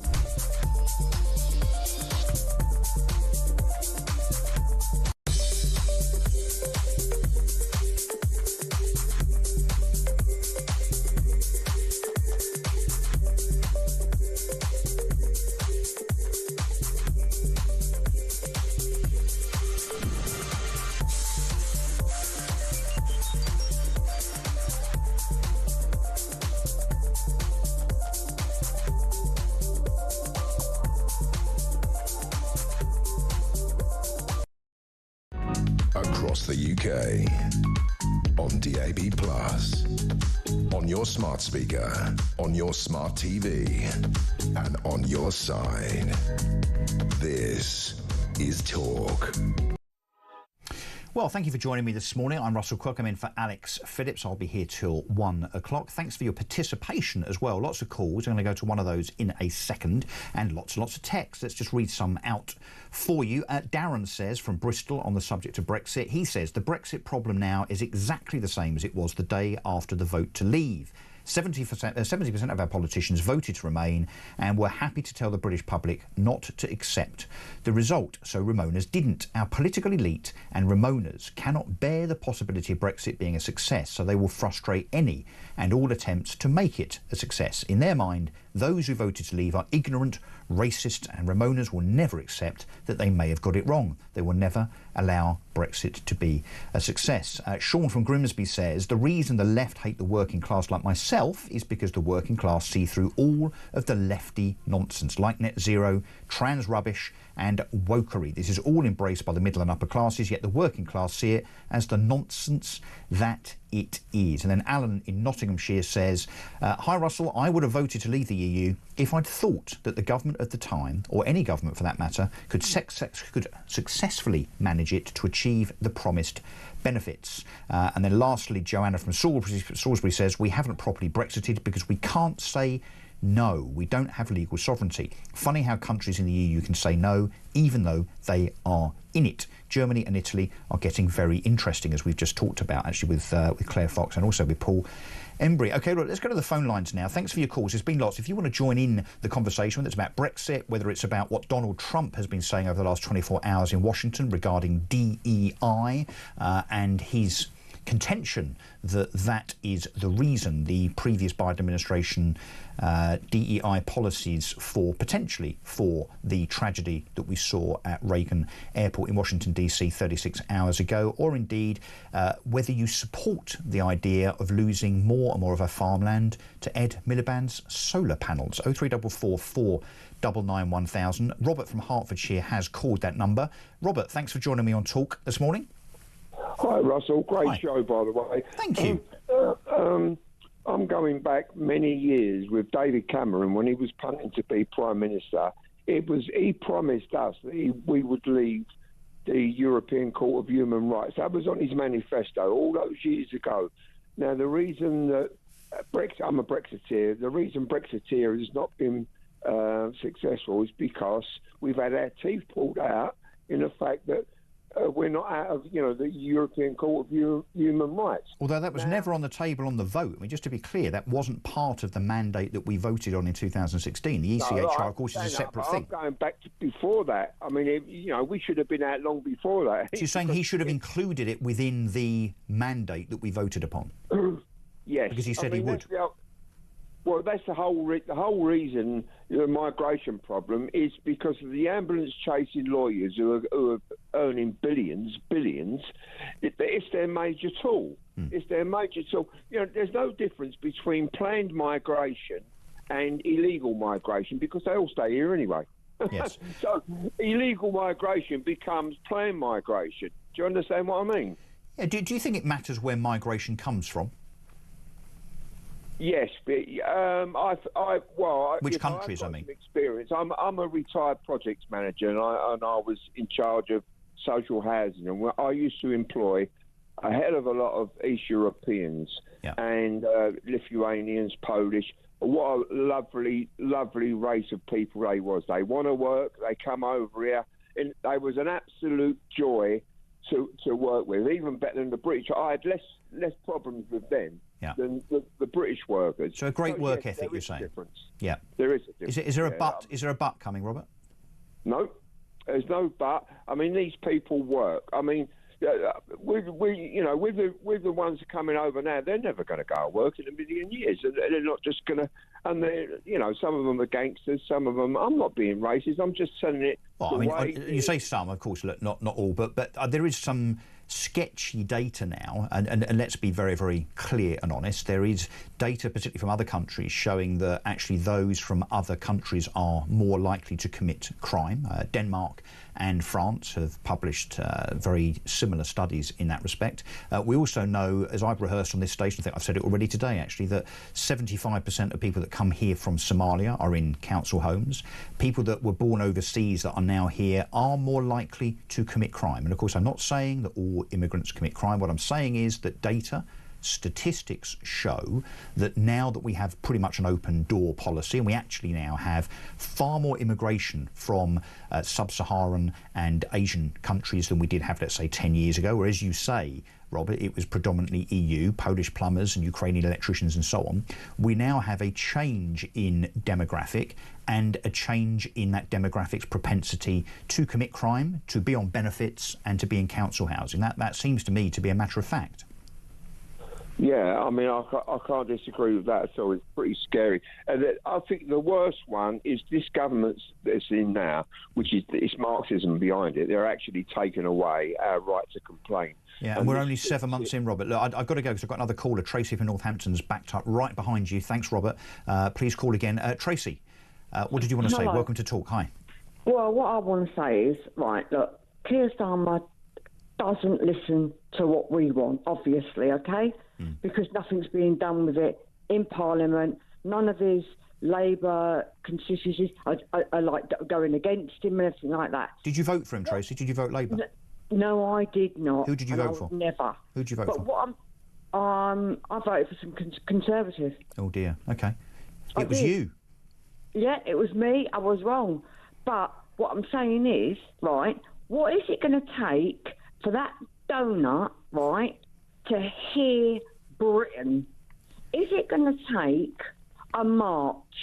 Come on, United Kingdom. Well, we've had a few of those. And Tracy, the trouble is if you march, you're branded as a far-right thug and thrown in jail. I wouldn't care less. We have got to put our money where our mouths are. And that means everybody in Britain. We have got to pull together to get our country back. And in what respect, Tracy, what are you particularly miffed about in terms of where the country's going, or rather gone, and what Keir Starmer hasn't done? Anymore. So, but in what respect? What are you most concerned about? Immigration, crime, the economy? Immigration. Do you know what I mean? He doesn't care about the country. He'd rather go to somebody else and help them. We got no money. He's took the out of the. But we've got money. I don't know if you saw the news overnight. We've just given £5 million to Tunisia. £5 million to Tunisia. Do you know why? So what about the pensioners? Oh yeah. That have been taking their allowance away for heating. What about the homeless? Yeah. What about us as a country? Farmers, business people, waspy women. Yeah. So he seems more. He's supposed to be our representative, okay? Yeah. He's supposed to be looking after Great Britain, okay? And he isn't. He is turning his back on it. Yeah. Well, a man, I'm afraid, with no empathy, really, doesn't seem to have much of a conscience, completely out of touch, Tracy, is what you're saying, and many people would completely and utterly agree with you. But don't worry, we've only got another 4.5 years to wait until we can kick him out by way of a general election. Yes, that was Tracy in Northampton. If you have an opinion, like Tracy most certainly did, voice it. Give us a call, 0344 499 1000, or you can text us on 87222. Just put the word talk before your message. When we are back, I will be speaking to Lord Toby Young, as he is now, on the question of free speech. Back in a sec.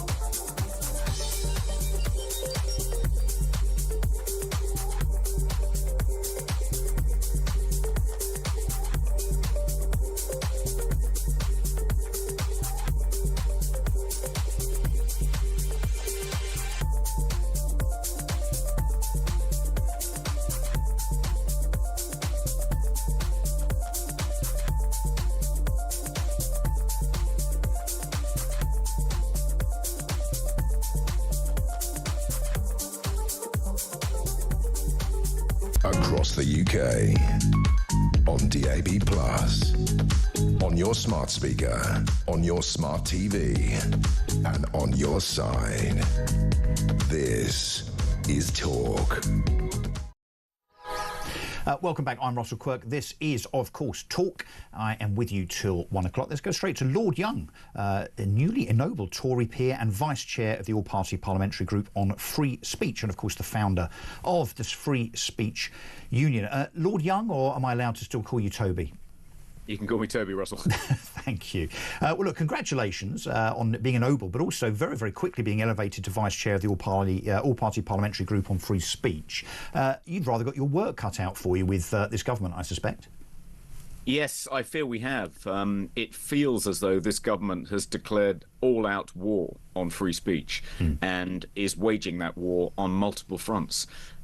We saw earlier this week that a group within the Home Office is recommending, amongst other things, that the police should be recording more, not less, but more non-crime hate incidents. And even though some of the recommendations made by that group were rejected by Yvette Cooper, she pointedly did not reject the suggestion that more NCHIs should be recorded. So that's one battle looming. There's a very nasty clause in the Employment Rights Bill, Clause 18, which would make employers legally liable for harassment of their employees by third parties, i.e. customers.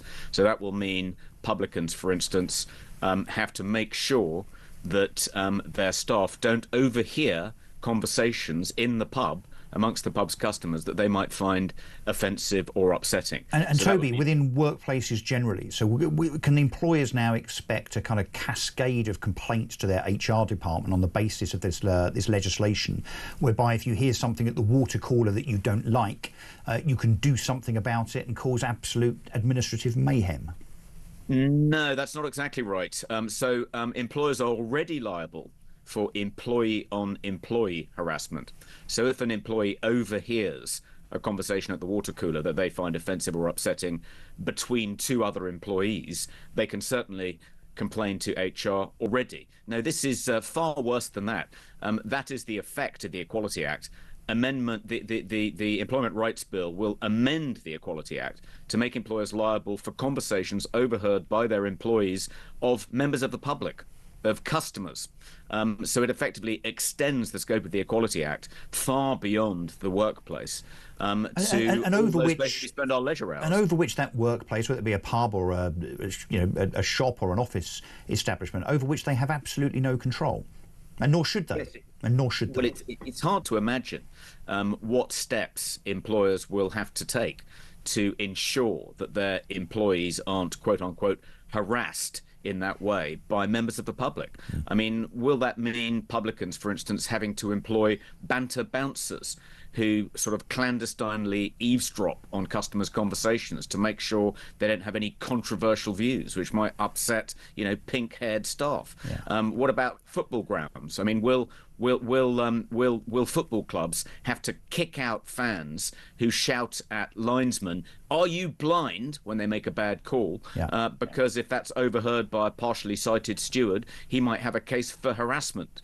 It's ludicrous. And Toby, this presumably, and I'm not wishing to be facetious here, but the serious point is, I mean, comedy clubs, for instance. I mean, in all seriousness, comedy clubs, what are they going to do? Have signs up to caution people that they might be offended by Jack D or a Ricky Gervais saying something that might be offensive?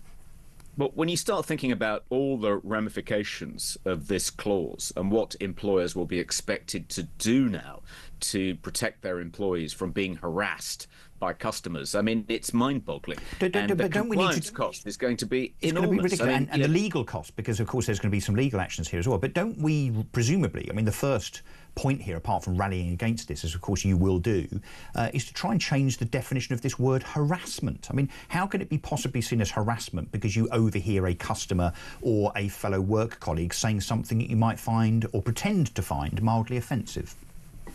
Well, unfortunately, that is the view taken by the Employment Tribunal.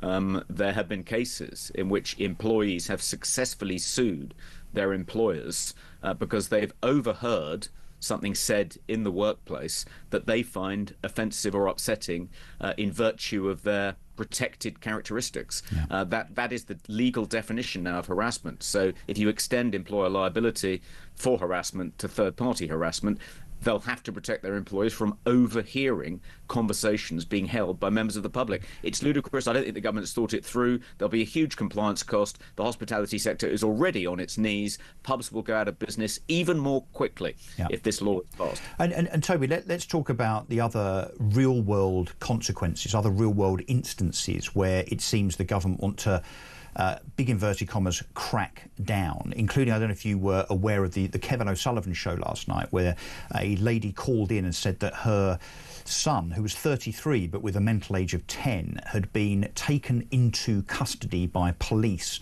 for questioning because he had sent a tweet out 6 months ago criticising, lambasting, being nasty to Keir Starmer. And as I understand, I think that's the second such instance where we've seen either a child or an adult with the mental age of a child brought in by the police to chastise them, to harangue them for something that they've said that was perhaps a little bit nasty.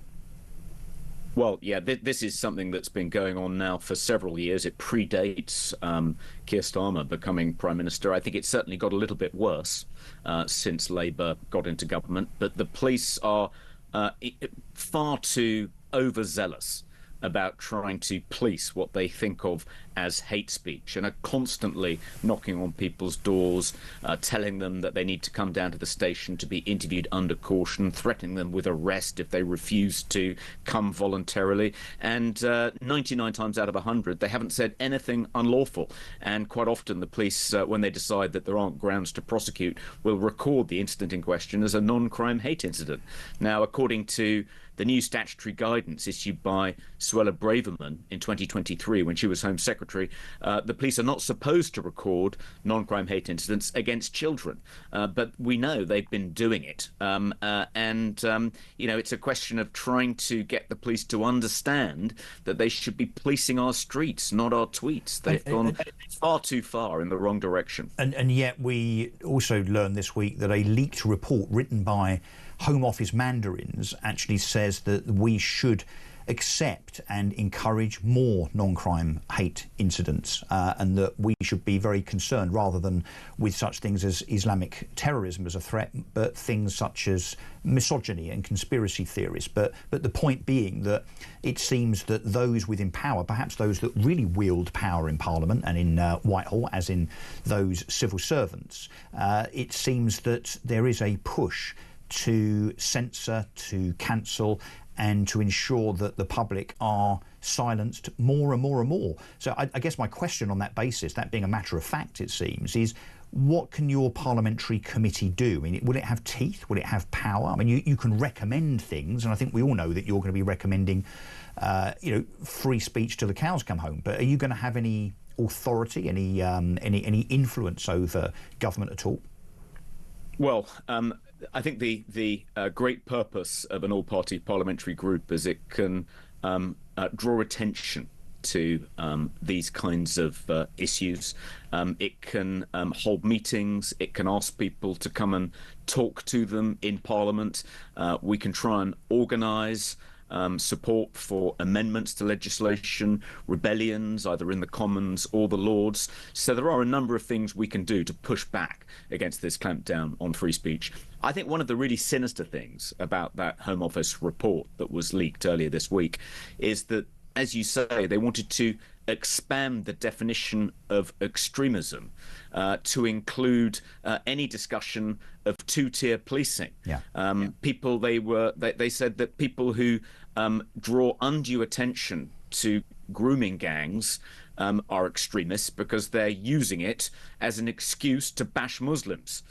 So people who talk about grooming gangs, people who talk about two-tier policing under this new definition would be classed as extremists and referred to prevent. I'm worried that the government may want to increase its powers under the Online Safety Act to force social media companies to remove content that they regard as extremists. So what this could mean is, if the official definition of extremism is enlarged in this way, that could mean Ofcom demanding that social media companies like Facebook and X remove content which is perfectly lawful, but which in the government's view is somehow extremist. Well, I think there's no doubt that's the direction of travel. I mean, if you look at some of the things that have been said by Yvette Cooper in statements since the Southport murders sentencing last week, for instance, where, again, it seems that the government want to point the finger of blame rather than at the individual perpetrator or indeed their upbringing or whatever it might be, but at such things as, apart from the availability of knives on Amazon, the availability of words and tropes and such like on the internet. So what they're effectively saying is that, and obviously it's a very misguided thing to say, that they believe that this has been caused by the freedom of people to say whatever they like on the internet. But by definition, therefore, Toby, I would suggest that this is a precursor to using the Southport massacre as a means of trying to curtail and cancel free speech on the internet and indeed on social media. I think that's exactly what the government has in mind. We saw last summer Keir Starmer completely unwilling to confront the public anger about what had happened in Southport, and instead blaming outside agitators and Elon Musk effectively for the disorder that followed that massacre. It's a total unwillingness to acknowledge that there are legitimate concerns the public has about the uncontrollable current levels of immigration in this country, about the impact that's having on their lives, on our society, rather than acknowledge that that is an important debate that needs to take place in the public square. They just want to shut it down and accuse anyone who raises concerns about that of being an extremist and silence them. That is not the way to persuade people of the government's policies. They need to actually get out there in the public square and make a decent fist of defending their policies, not just try and silence their opponents whenever they raise an objection. Yeah, and Toby, a quick answer to this, if you don't mind, because I'm being urged to go to a break. Lots to pack into the show. Should free speech be absolute? Should you be able to say whatever you like? No, I think there are qualifications for what people should be allowed to say. I don't think that the right to free speech includes the right to libel people, to betray state secrets. I don't think it gives people the right to traffic in child pornography or to say openly, overtly hateful things. But within those pretty strict limits, yes, I think there should be free speech. Yeah, I agree with you. Lord Young, thank you very much indeed. That was very informative, as we knew it was going to be. He'll be back, I'm sure, as Lord Young, not just Toby Young as he was. Right, we're going to take a break. When we come back, we're going to be talking to Fleur Hassan Nahum, who is an Israeli Foreign Ministry Special Envoy, about the hostage release and prisoner release situation in Gaza. Back after this.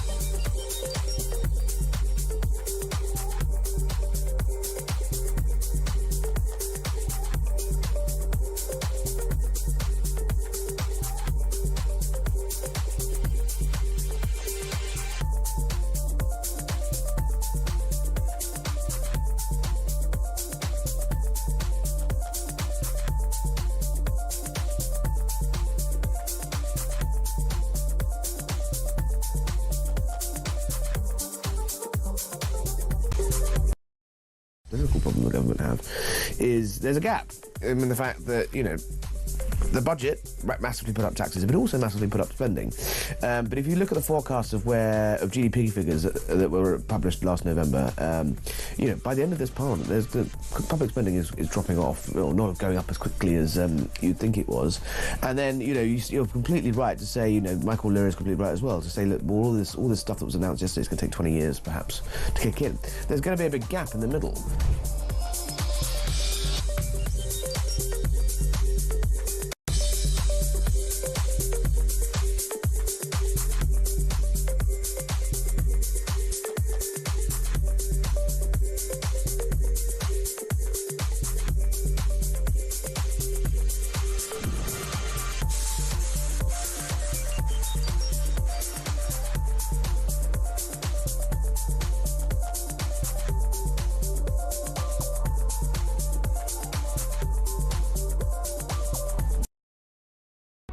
Across the UK, on DAB+, on your smart speaker, on your smart TV, and on your side. This is Talk. Welcome back. So look, that was quite an enlightening conversation, I think, with Lord Young, as he is now. Let us know what you think. Free speech, should it be absolute? Should you be able to say whatever you like? I think Lord Young was very, very clear in terms of the answer to that being yes, apart from some caveats, and I rather agree with him. And I think that we have to hold dear, don't we, the principle of freedom of speech without lots and lots of if, buts and caveats, particularly when it comes to, yeah, free speech is fine unless it offends somebody, because frankly, these days, the bar for offence is rather low, isn't it? Let me know what you think. 0344 499 1000, or indeed call with your opinion or your agreement or disagreement with anything else that we're saying on the show today. But one thing I want to get to now, really a more important subject, frankly, is that of the hostage releases in Gaza, of which there were some yesterday and due to be some more tomorrow. So now we're going to go to Fleur Hassan Nahum, who is the Israeli, or an Israeli Foreign Ministry Special Envoy. Thanks very much indeed for joining us, Fleur. Thank you so much. So explain to us what's happening exactly. So some names have been released today, as they have been over the last few days, that are a precursor to further releases of hostages, this drip feeding of hostages. So as I understand it, 3 hostages about to be released tomorrow. Yes, absolutely. This is part of this psychological warfare of Hamas. You said the right word that I've been using, right words that I've been using for a week, is drip feeding. And so tomorrow we have 3 men, one over, the deal is the humanitarian cases are basically anybody over 50 or anybody who has some type of injury. And so 3 men are being released tomorrow. One of them is a US dual citizen, but one very, very concerningly is the husband of Shiri Bibas, the one who was taken with her 2 babies. This is Yarden Bibas. Yarden Bibas, his wife, was taken with those 2 babies, you know, this redhead family. And the fate of the mother and the 2 kids are not clear and is not looking good. And so this poor man's going to come out. He doesn't know what's happened to his 2 children and wife. And I don't know how that's going to play out. So do you have evidence that they're not being held together? They were never held together. We know that from the beginning. And in Israel, there's a very strong suspicion that they may not have survived. So we don't know at this point. But this poor man is coming out and he doesn't know where his family is and he doesn't know whether he'll ever see them again. It's just, the whole thing is tragic. And I'm sure you saw the scenes of the handover of the hostages and how brutal. Well, it's now the Hamas MO, the modus operandi. Yes. I mean, you talk of psychological warfare. It is definitely that. It's definitely statement making, isn't it? To have Hamas warriors in full camouflage, which they don't normally wear, funnily enough, when they're trying to integrate within, the public, ordinary citizens in Gaza, wearing headbands, shouting, jeering, bullying, jostling, all part of that psychological warfare. Absolutely. You know, we know that they had a unit that didn't fight at all during the war because they were waiting. It's like their propaganda unit. They were waiting for the day after. Look, they've all got cameras. You see, it's all very, very well curated. And then you have organizations like the Red Cross going along. with it and standing on stage and taking part in this farce, giving the hostages certificates like if they'd been to a summer camp.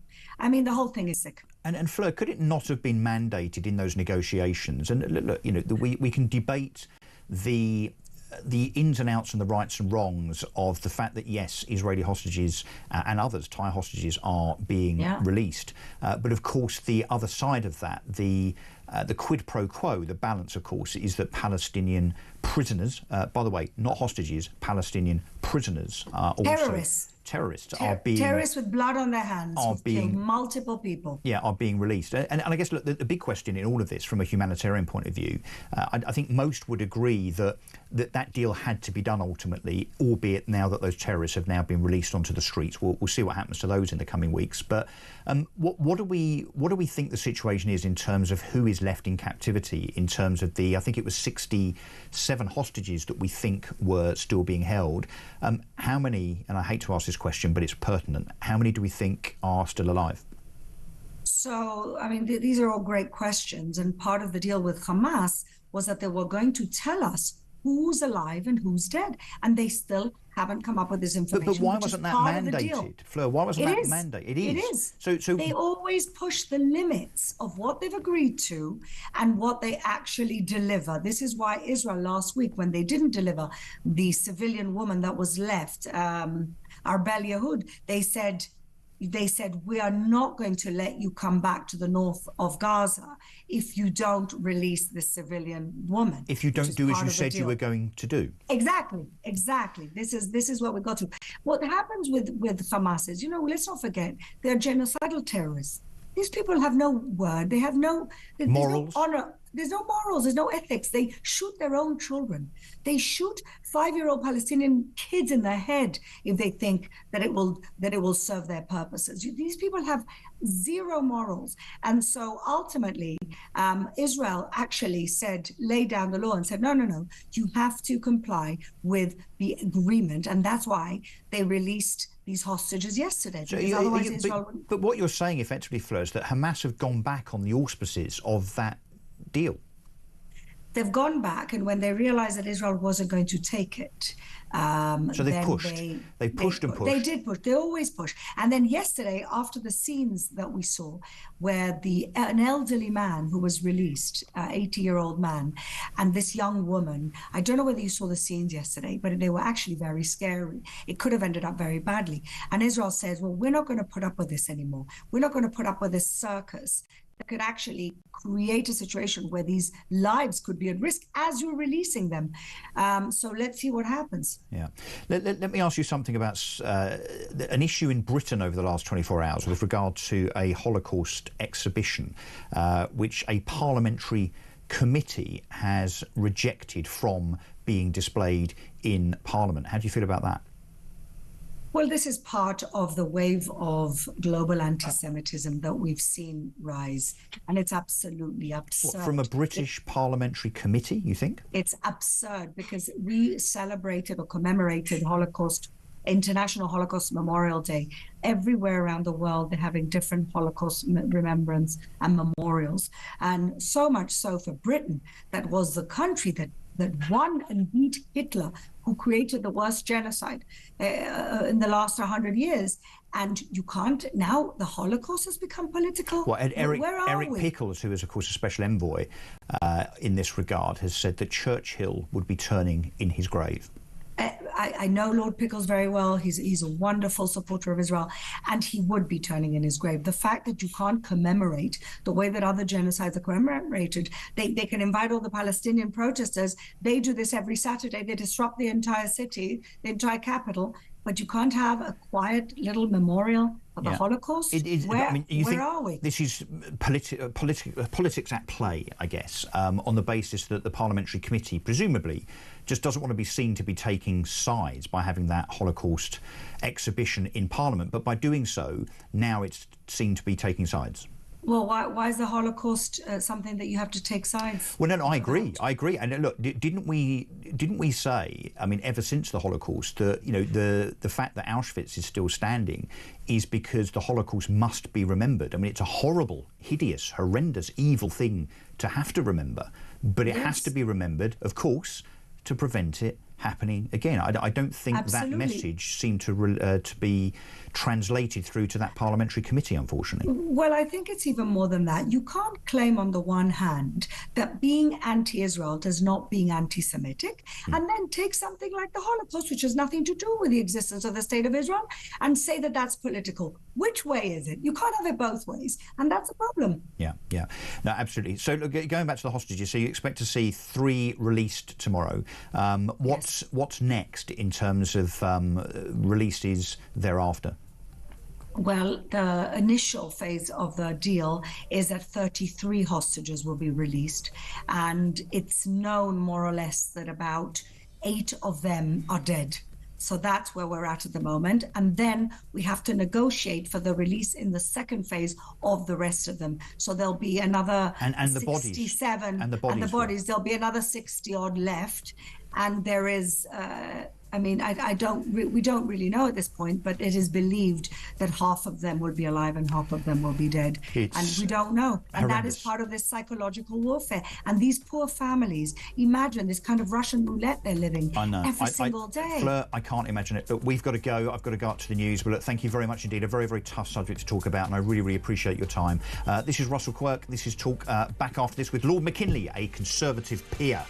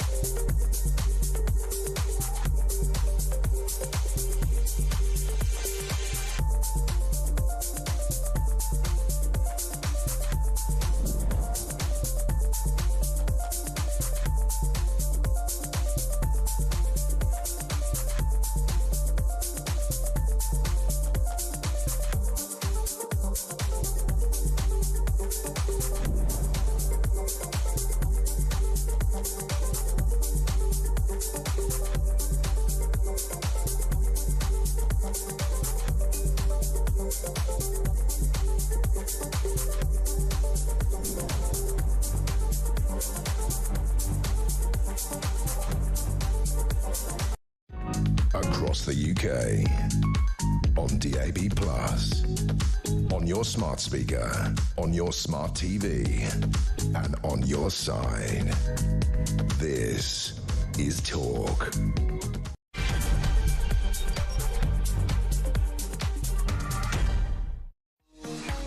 So, just an hour left of this extravaganza. Hopefully you're enjoying it. Lots and lots of people joining in. Lots of texts. I've read some of those out. I will do some more in the next 60 minutes or so. Lots of calls as well. You can still join in. 0344 499 1000. Yes, it would be good to hear from you on anything, really, whether it's Donald Trump's words, statements really, with regard to his view that the Washington plane crash, which has happened over the last 36 hours, could well be down to Biden and Obama's DEI policy with regard to recruiting. What do you think about most of our farmland, it seems now, or maybe not most, but we're getting that way, being dedicated instead of to arable farming for, you know, food, which I think is quite important, particularly for a population growing by 800,000 or so a year. Apparently Ed Miliband wants more and more of it, 10% for starters, of what we have now to be devoted to solar panels. And we heard from a guest earlier on that that seems pretty ridiculous, really, on the basis that the solar panels most of the time don't seem to work. You know, Northern Hemisphere, getting dark at 3:30 on a winter's afternoon, and so on and so on. Never mind the fallacy of wind turbines as well. So let me know your opinion on that, 0344 499 1000. And of course, Brexit. As I sit here, we are celebrating 5 years since we Brexited from the EU. Most of you seem to be quite happy about that, apart from the fact that we haven't perhaps Brexited quite as decisively as we should have done, on the basis that some MPs, out of touch with their constituencies, and indeed many civil servants, didn't want a Brexit, and so made it as obstructive and as awkward as they possibly could. Right, well, look, let's speak to Lord McKinley, a Conservative peer, who I'm sure will have an opinion on that, and also the question of Priti Patel, which I will explain more about in a second. Lord Craig McKinley, thank you very much indeed for joining me. I've had lots of peers on the show today, so not least Lord Young, of course, who has been very recently elevated as such to that status. I'll ask you the same question. Can I just call you Craig? Please do. Yes, please do. Yeah. Thank you. Right, so what do you think, first of all, of Brexit? Has it happened, or has Brexit not happened? Well, I devoted my first 30 years of political career in getting Britain out of the European Union. It was what I went into politics for. So that memorable day in 2016 was a great day for me. Then the problem started. It seemed rather harder to leave this institution than I thought it would ever be. You had Parliament playing, shenanigans galore over many, many years. Not least, the current Prime Minister at the time was doing everything he possibly could to frustrate Brexit. And hence, I don't think he's quite shaken that out of himself, and he's doing all that he can to sort of drag Britain back through the back door in terms of agreeing with rules, and you've got this new reset going on. Yeah. But no, closer ties to the EU, which effectively means trying to get back to the EU. Obviously, they will welcome Starmer with open arms in everything but name. Well, I am very worried about certain aspects of this, and not least it stems from the problem that we left Northern Ireland in, which I'm not at all proud about. It's become the Trojan horse through the back door by which, you know, we're encouraged to not divert too much from the EU, because the Northern Ireland, obviously a fundamental part of the United Kingdom, is somehow left behind and stuck in the EU. Now, that was a shameful outcome of Brexit, in my view. We, as you quite rightly said in your introduction, a lot of civil servants and a lot of MPs at the time saw this as all something of an embarrassment to be papered over, to drag feet over. But you know, I think we should be taking up the great opportunities of Brexit. We've done that with new trade deals, particularly the CPTPP, the Pacific Partnership, which offers up a huge new trading zone with much less in way of tariffs and red tape. Now, I think we should be embracing those sort of opportunities rather more quickly, because these areas are growing. This is the big thing. Yeah. Those areas are growing. The EU is totally and absolutely sclerotic. Well, so let's talk about that. We want to anchor ourselves to that is madness. Yeah, so let's talk about that for a second. So the fact that we are now no longer part of the EU in terms of being welded to it allowed us to do a rather significant submarine deal, I think, with the Australians, scuppering France and pipping them to the post in that respect. That's worth lots of money to us in GDP and, of course, in terms of jobs. It also, being outside of the EU, allowed us to have a much faster response to COVID, and particularly the rollout of the vaccine. I mean, people remember these, rather forget these things, but I remember them on the basis that we managed to roll out the vaccine and forget whether you are pro-vaccine, neutral or anti-vax, the fact that we did at the time, in all good faith, roll out the vaccine much, much quicker than the EU, and so on. And yes, trade deals galore, and indeed our response to the Ukraine, not just in terms of taking Ukrainian refugees, but in terms of, again, rightly or wrongly, but being able, under our own sovereignty, to assist and fund the Ukraine. And of course, apart from those matters of fact, the fact that France now is seeing economic shrinkage, so their latest GDP numbers, they are shrinking, so their GDP is negative, and the same with Germany. So the two big bastions, really, of the EU that everybody says that we should try and emulate are failing economically. Well, absolutely right. I mean, we've got a rather perverse situation that I'm sure many Remainers, and they still haven't got over it, probably now look at developments across many EU countries where the movement is now to the right of centre of politics. Well, everywhere except here, yeah. Well, except here, of course, yeah. So I'm saying, me as a Brexiteer now look rather longingly at some political happenings across the EU where the movement is right of centre, where we're going left of centre, and I'm sure for many Remainers they would be wanting to emulate Germany. Well, Craig, we're kind of sandwiched, aren't we? So we're sandwiched in between a move to the right in the EU, particularly amongst Italy, Poland, Hungary, Slovakia and so on, and actually it's happening in Germany and France too. So we've got rightward pressure from the east, and then of course from the west, of course, now Donald Trump has been in office for whatever it is, 9 days. Huge pressure there as a kind of a right-wing advocate, particularly when it comes to such things as trade, identity politics, getting rid of woke and so on. We really are the odd man out, aren't we? Oh, we are a little. I mean, it was really based on the whole COVID experience, the cost of living crisis. I mean, it happened everywhere. Whoever was in control at the time gets blamed by the electorate for good or ill. Yeah. And people said, well, I'm going to move away from whoever the government was, who's provided the COVID problems, what that feeling of my job at risk and the cost of living crisis, they simply voted the opposite of that. And Craig, Nigel Farage says that he's the saviour. He is going to jump on a horse and, cavalry-like, run to our rescue if he was to become Prime Minister, and that's now looking perhaps less ridiculous than it did 2 or 3 years ago, certainly in terms of where Reform are now in the polls. Do you think Nigel Farage is the saviour of Brexit? Well, I was the last person to beat Nigel at the polls in 2015 when I won South Thanet and he didn't, which was always a peculiar thing, because I was one of the founders of UKIP before Nigel came along. But, that's the stuff of yesterday. But no, it's all very easy to be in opposition and to say what's wrong. We can all see a lot about what's wrong on immigration. Was Brexit done properly? Our tax sort of structure. Very easy to be against things.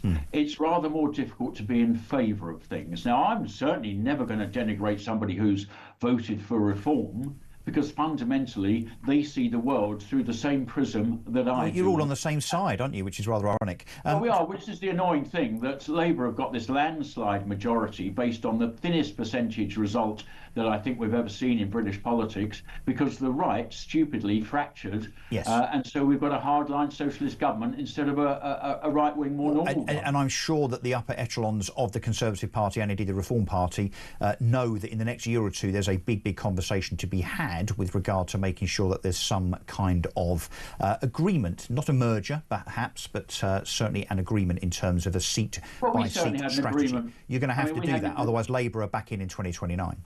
Well, Russell, we had a sort of an agreement before in 17 with the DUP to make sure that we could run a government. So, perhaps that loose agreement on matters might be the way forwards. But I'm hoping that everybody puts their heads together and says, do you know what? What is the most dangerous thing for this country is a continuing socialist Labour government. Indeed. And I'm sure Reform voters, Conservative voters want what's best for this country. So I would recommend an accommodation be found. OK, Craig, let's see. If you don't mind, just watch this for a second and then let's have a conversation about it. Ready? Would you like to apologise to all the people that voted Brexit for the fact that you misled them and saying we're going to take back control of our borders and then you threw them open and let in millions of people? That is totally distortionary and that's not true. And to be quite frank, we made it quite clear it'd be people from the rest of the world, people with skills based on our economy. And I think people should apologise for those who are saying that actually... You'd like an apology? People in the pandemic came here, health and social care visas. What would have happened to our NHS? Are we now saying, are you and others saying we don't need those people in our NHS? So, Craig, I mean, she's one of your lot, I'm afraid. She's a Conservative. She was also Home Secretary for 3 years. Being unapologetic there with regard to the Conservative record on immigration, and actually the bit of the clip, if that had carried on, that really kind of sticks in the throat is where, and that was Priti Patel, by the way, for those that aren't watching on YouTube, Priti Patel, MP for Whittam, former Home Secretary, Conservative MP still, she effectively said that under her tenure, when 1.2 million extra people came to this country as immigrants when she was Home Secretary, that they were the best and the brightest, and therefore that was okay. I have to say to you, Craig, that is not what Conservative voters want to hear, and it may well be why you lost the election. No, that was a very combative interaction she had there with the Sun. With Harry Cole. And, yeah. I mean, I take a different view. I mean, Priti and myself, we get on extremely well. And as you quite rightly say, we occupy a similar wing of the Conservative Party and thinking on most everything. But I have offered an apology to the public about what happened with immigration.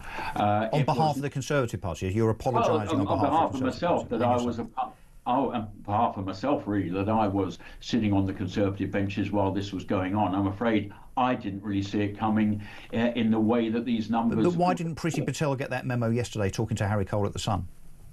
Well, exactly. I mean, she was in post during those years. Well, no, she was Home Secretary, Craig. I mean, are you critical exactly. Are you critical of Priti Patel not apologising like you have? I think I share her criticism of the blob, and I'm afraid that through, very, very apparent from when I speak to Priti, that the blob were very much negotiating a lot of this. That's not to say that she was the boss, she was in control, and in my view, should have had a monthly memo. As Home Secretary, I mean, I don't think that the public watching this that are now suffering at the hands of all of the consequences of open door immigration really buy the fact that the blob are in control. Now, I'm the first to concede that the civil service are dysfunctional. They are activists. They're doing whatever they want. But as Home Secretary, one of the 3 most senior political positions in the land, why didn't she just fire them? Well, I don't know. You'd have to ask Priti that. But I mean, now we look back at these numbers and we look at it the cold light of day. I think this was a very fundamental reason why the public had lost faith in us. And I'm not at all surprised that they said, well, immigration's a big issue. It's the reason that we've got housing problems. It's the reason that public services don't work very well. It's the reason I'm seeing this very massive and rapid cultural change in the area that I live. And I don't like it. And that's what they were telling us very, very clearly. Now, the new leader of the Conservative Party, Kemi... Who has chastised Priti Patel overnight, by the way. Is saying very clearly that we got it absolutely wrong on immigration. We put our hands up. It crept along. We didn't see it coming. There were some reasons, and, that there are reasonable reasons. That is the British passport holders overseas in Hong Kong. We had the Syrian issue. We had Afghanistan. And we had Ukraine. Well, Craig, hang on. Can I just say also 40,000 illegal immigrants on boats per year over the last 4 or 5 years insofar as the Conservative tenure, but also the fact that people were coming here on health visas and student visas and actually under Conservative Party tenure allowed to bring their entire family with them. You only stopped that in the middle of 2024. Well, can I tell you what I think was the grossest failure? It is not having an in-out recognised system as you pass through a border. I mean, I've made the point just this week to colleagues that a nightclub knows who is in the building rather more than we knew who was in the UK. Yeah. It shouldn't have been a complex system. It happens when I travel abroad. If you go to the US or Thailand or any other country, they have an in-out system. Craig, with the greatest respect, and look, you and I... I'm not defending. No, Craig, you and I are on the same page politically. But you and your entire government, and you were obviously in the House of Lords at the time, you're part of this problem. To lament it now and say, I know what we did wrong, we should have done this, this and this. I mean, I'm not sure that that's good enough. I'm not sure it's good enough to blame the civil service. But the big question is, how on earth are Conservative voters going to trust you lot again? Well, that is difficult. That is difficult. I mean, trust has to be earned, and it's very easy to lose. And it's very clear that we lost trust of the electorate. We have to say this is a new people are in control. It's a new Conservative Party. We did that wrong, and we're sorry for that. There were some reasons around it, as I say, Ukraine and other things, but we allowed the number of visas to be issued to get completely out of control. And when you look at that, when we have 9 million people on a form of benefit who are on working age people, to just simply reach for the immigration lever, I'm afraid was lazy. So there's failures across DWP, there's failures across the Home Office, there's lots of failures everywhere. I have never defended it. Doesn't look good, Craig, does it? And you know, we sorry that it happened. We can draw a line in terms of, you know, the July election, and it's notable and it's worthy, I think, that there are certain individuals in the Conservative Party like yourself that are saying, hands up, we really got this wrong and this is what we should have done.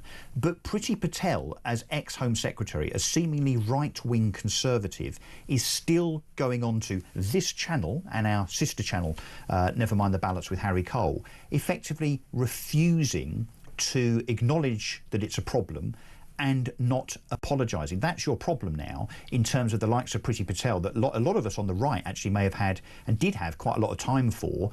If she can't concede, maybe through a misplaced sense of ego, that she was part of the problem and your party and your government were part of the problem, I'm not sure it holds out a lot of hope for you in 2029, frankly. Look, Craig, I'd love you to respond on that. We could talk about this all day, but I'm being pressured to go to a break because we've got lots of calls that want to talk about this very subject. Lord Craig McKinley, thank you very much indeed, Conservative peer. Look, stand-up sort of guy, but that message, that memo, definitely hasn't got through to the likes of Priti Patel and others, has it? And as a consequence, you might decide that you can't ever vote for them again if you're on the right of the political spectrum. Well, let's talk about this more with some callers after the break. It's 12:18. I'm Russell Quirk. This is Talk, the home of common sense. I'll be back in a couple of minutes.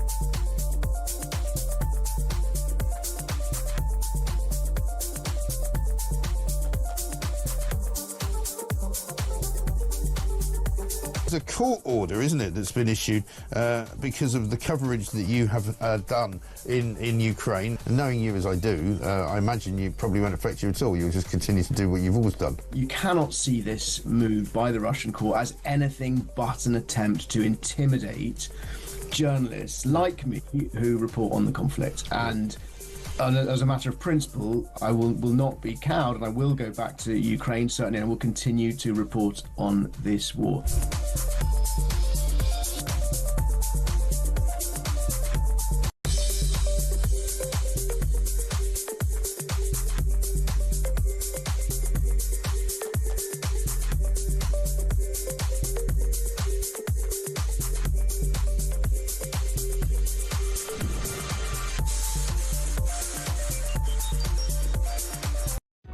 Across the UK, on DAB+, on your smart speaker, on your smart TV, and on your side.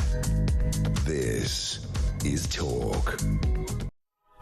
Hello and welcome back. I'm Russell Quirk in for Alex Phillips, just for one day only. I'll be handing over to Ian Collins at 1 o'clock, where all of this carries on for another 3 hours, and then so on and so on. Let me just read you some of the texts that we've been getting. There's lots and lots of them. Thank you very much indeed for them. Steve says, I've always been a Conservative voter, but what they did to the UK on immigration is paramount to treason. I'll never vote Conservative again. That's Steve in Huddersfield. OK, well, I don't know about treason, but it's certainly breach of contract, isn't it? I think the Conservatives were returned to power several times. 2010, 2015, 2017, 2019 from memory, plus the Brexit referendum, of course, in 2016 when the actual vote happened, all on the basis of us controlling immigration. And far from the Conservative Party, let alone the Labour Party now doing that, it's got worse and worse and worse, despite Brexit. We also have a message here from Michelle who says, you can never earn trust in opposition. The Conservatives are finished.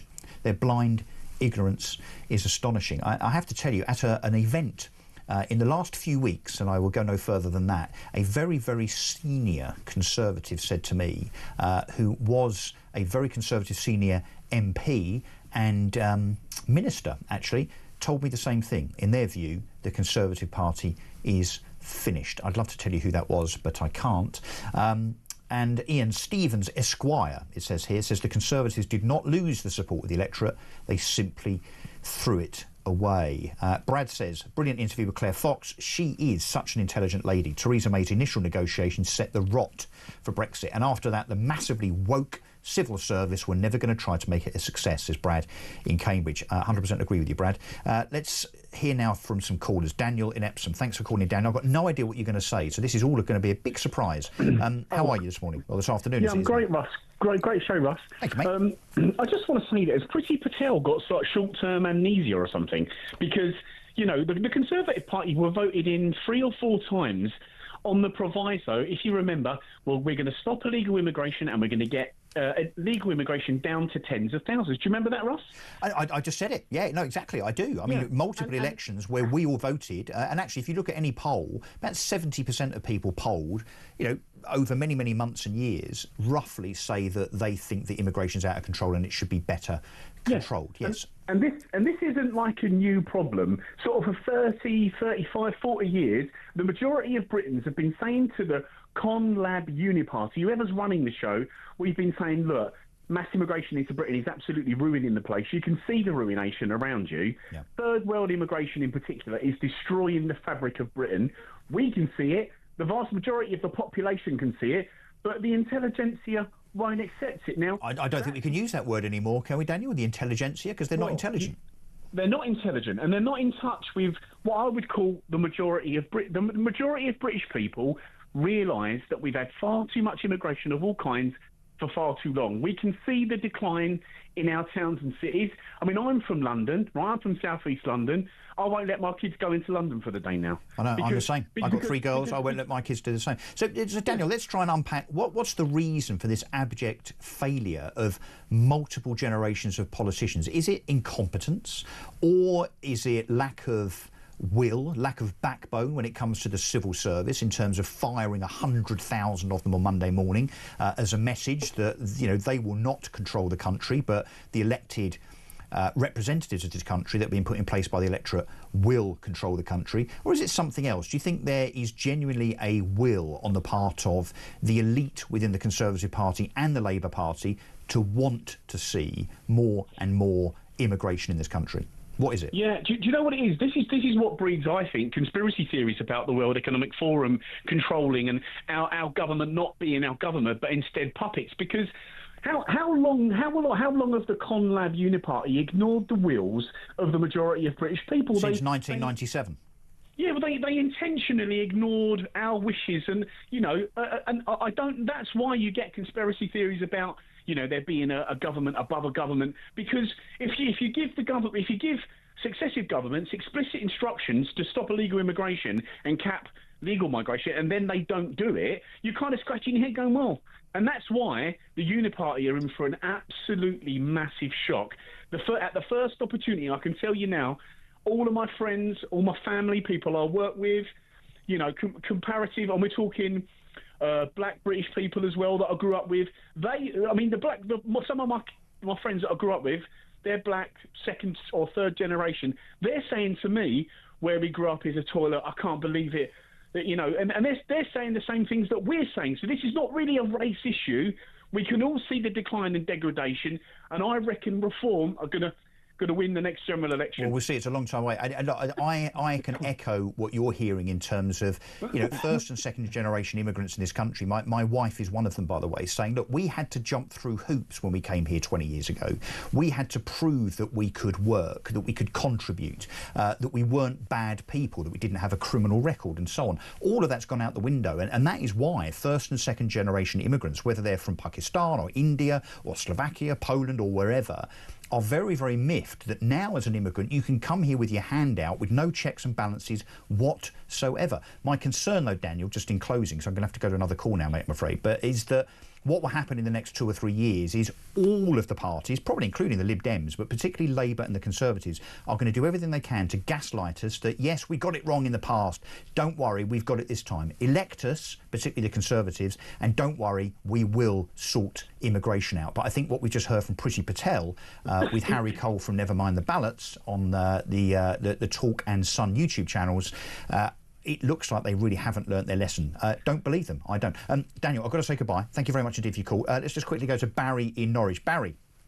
Good afternoon, Russell. Afternoon. Yeah, just like to make a comment on your last guest, Lord, who was it? I thought it was his name.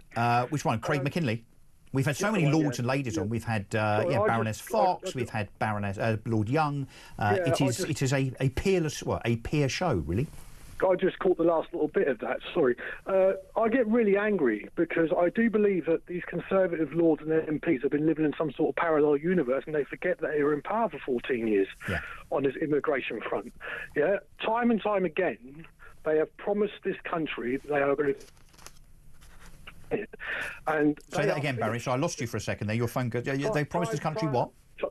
They would control immigration and stop the boats and all that and not done it. And, at the end of the day, they are done. They're done. Barry, tell me why. I never get an answer to this question. Why do we think politicians that stand on a mandate with a manifesto, partly, wholly even, on the basis of stopping immigration, not all of it, but controlling it, selecting it, like it was in the old days, why do we think that the last, 6 or 7 governments haven't done it? Well, it all started off in 2004 when you opened up the borders. 97? The Human Rights Act encompassing the ECHR in 1998.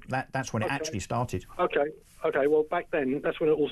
And I think now, because, where I work, I've got a job, right, and my wages have gone down. I've been in my job for 25 years, and my wages have gone down, and my wages started to go down after the borders were opened up. Before then, everything was all right. Now, you call racist far right if you can say you can't say this about certain groups. I am concerned about my country and my country's borders. That does not make me far right. Yeah, right. Of course it doesn't. It does not make me. I am concerned that we are allowing people to come across the channel on boats with no identification. We don't know who they are, their names, where they've come from, what they're doing here. What they're going to do when they're here. We haven't got a clue, and we're allowing it to happen. We are allowing these governments, Tory and Labour, have slowly destroyed this country and are continuing to do it. Yeah, they are. And look, maybe it's just that they're simply so out of touch in their Islington and Westminster bubbles that they've got absolutely no idea what's going on in the country. Here's a tip, by the way, Barry. You've worked hard for 25 years, you're earning less. Become a junior doctor or a train driver. Yes, the rest of your life will be very, very lucrative, I'm sure, in terms of the pay increases that you can expect as a consequence. OK, be back in a minute. I'm going to be talking to Sally Gethin, actually, about this Washington, D.C., the tragedy of this plane crash over the last night or two. She's an aviation and travel commentator and specialist. So we're just going to take a break and then back for the last half hour. I'm Russell Quirk. This is Talk.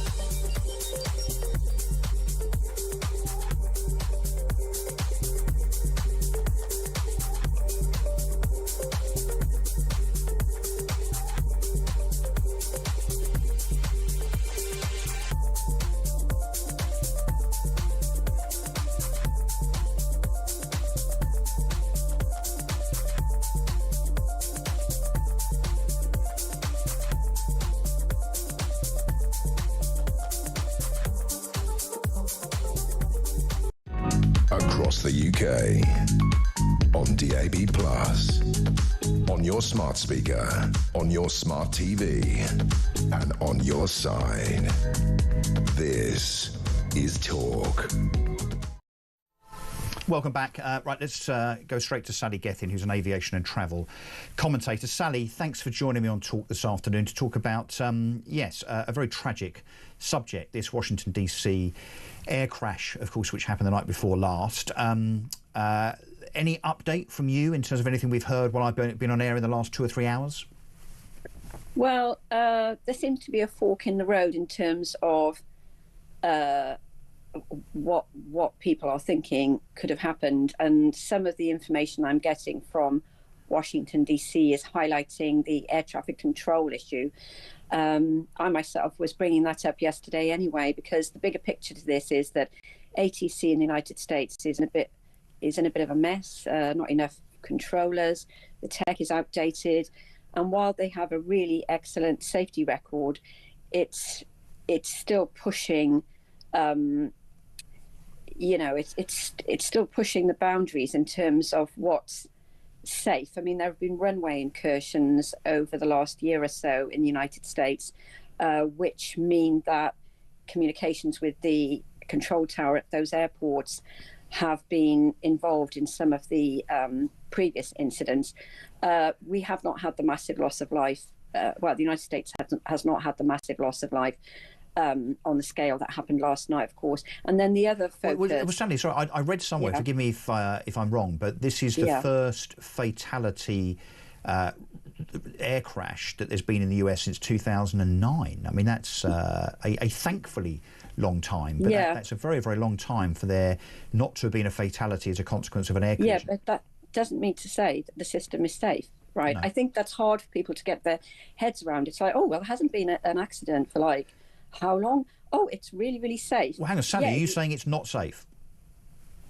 I am saying that actually there are a lot of documented issues with the air traffic safety system. There's been a US government watchdog looked into it and drawn its own conclusions about that. And in fact, a congressman said at the end of last year, who's part of that task force that looked at it, is that, you know, it only takes a major incident to happen for it to be exposed as not being that safe. And what are the issues, Sally? Because we heard President Donald Trump yesterday saying that, and of course he would say this, of course, that, when he was in his first term, he wanted to completely restart and renew the technology system used by United States air traffic controllers. When Biden then was elected thereafter, he cancelled that program and simply reinvested in upgrades of that software system, which Donald Trump now says was a mistake and actually cost more money. So it sounds like you're subscribing to the fact that the electronics, the computer system, the software is not fit for purpose. Is that what you're saying? Well, it's functioning. It's fit for purpose in the sense that it has worked, like you pointed out, in over the last decade or so. But it's outdated, and it should have been upgraded a long time ago. And there's even been concern that younger controllers are entering that sort of field, that sector, and having to deal with outdated analog systems that the younger generation are not used to dealing with. So it is outdated. I mean, it's been batted around like ping pong between different administrations, and it's called the next gen system. But Sandy, this is people's lives. I mean, how many people are in the air at any one time over the United States? I don't know, 500,000 or something? I mean, and how can this be used as a political football? I mean, surely it's, apart from defence and the economy, probably the most important thing that an administration could be responsible for. I know it seems like incredible, like at first glance, like how could this be happening? It's been a very insidious issue where it's just not been fully replaced. And President Trump was referring to it yesterday in his speech, saying that the Biden administration were just adding layers to a legacy system, really. I think that's what he was saying. And that he had previously proposed that a brand new system should come in. Yeah.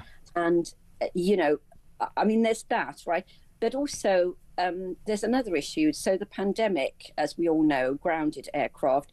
A lot of controllers, were lost at that time. There was a big sort of shift, a churn in the workforce. All right, well, Sally, let's talk about the people in a sec. I'm just going to remind us all of what Donald Trump yesterday. So let's just see this clip.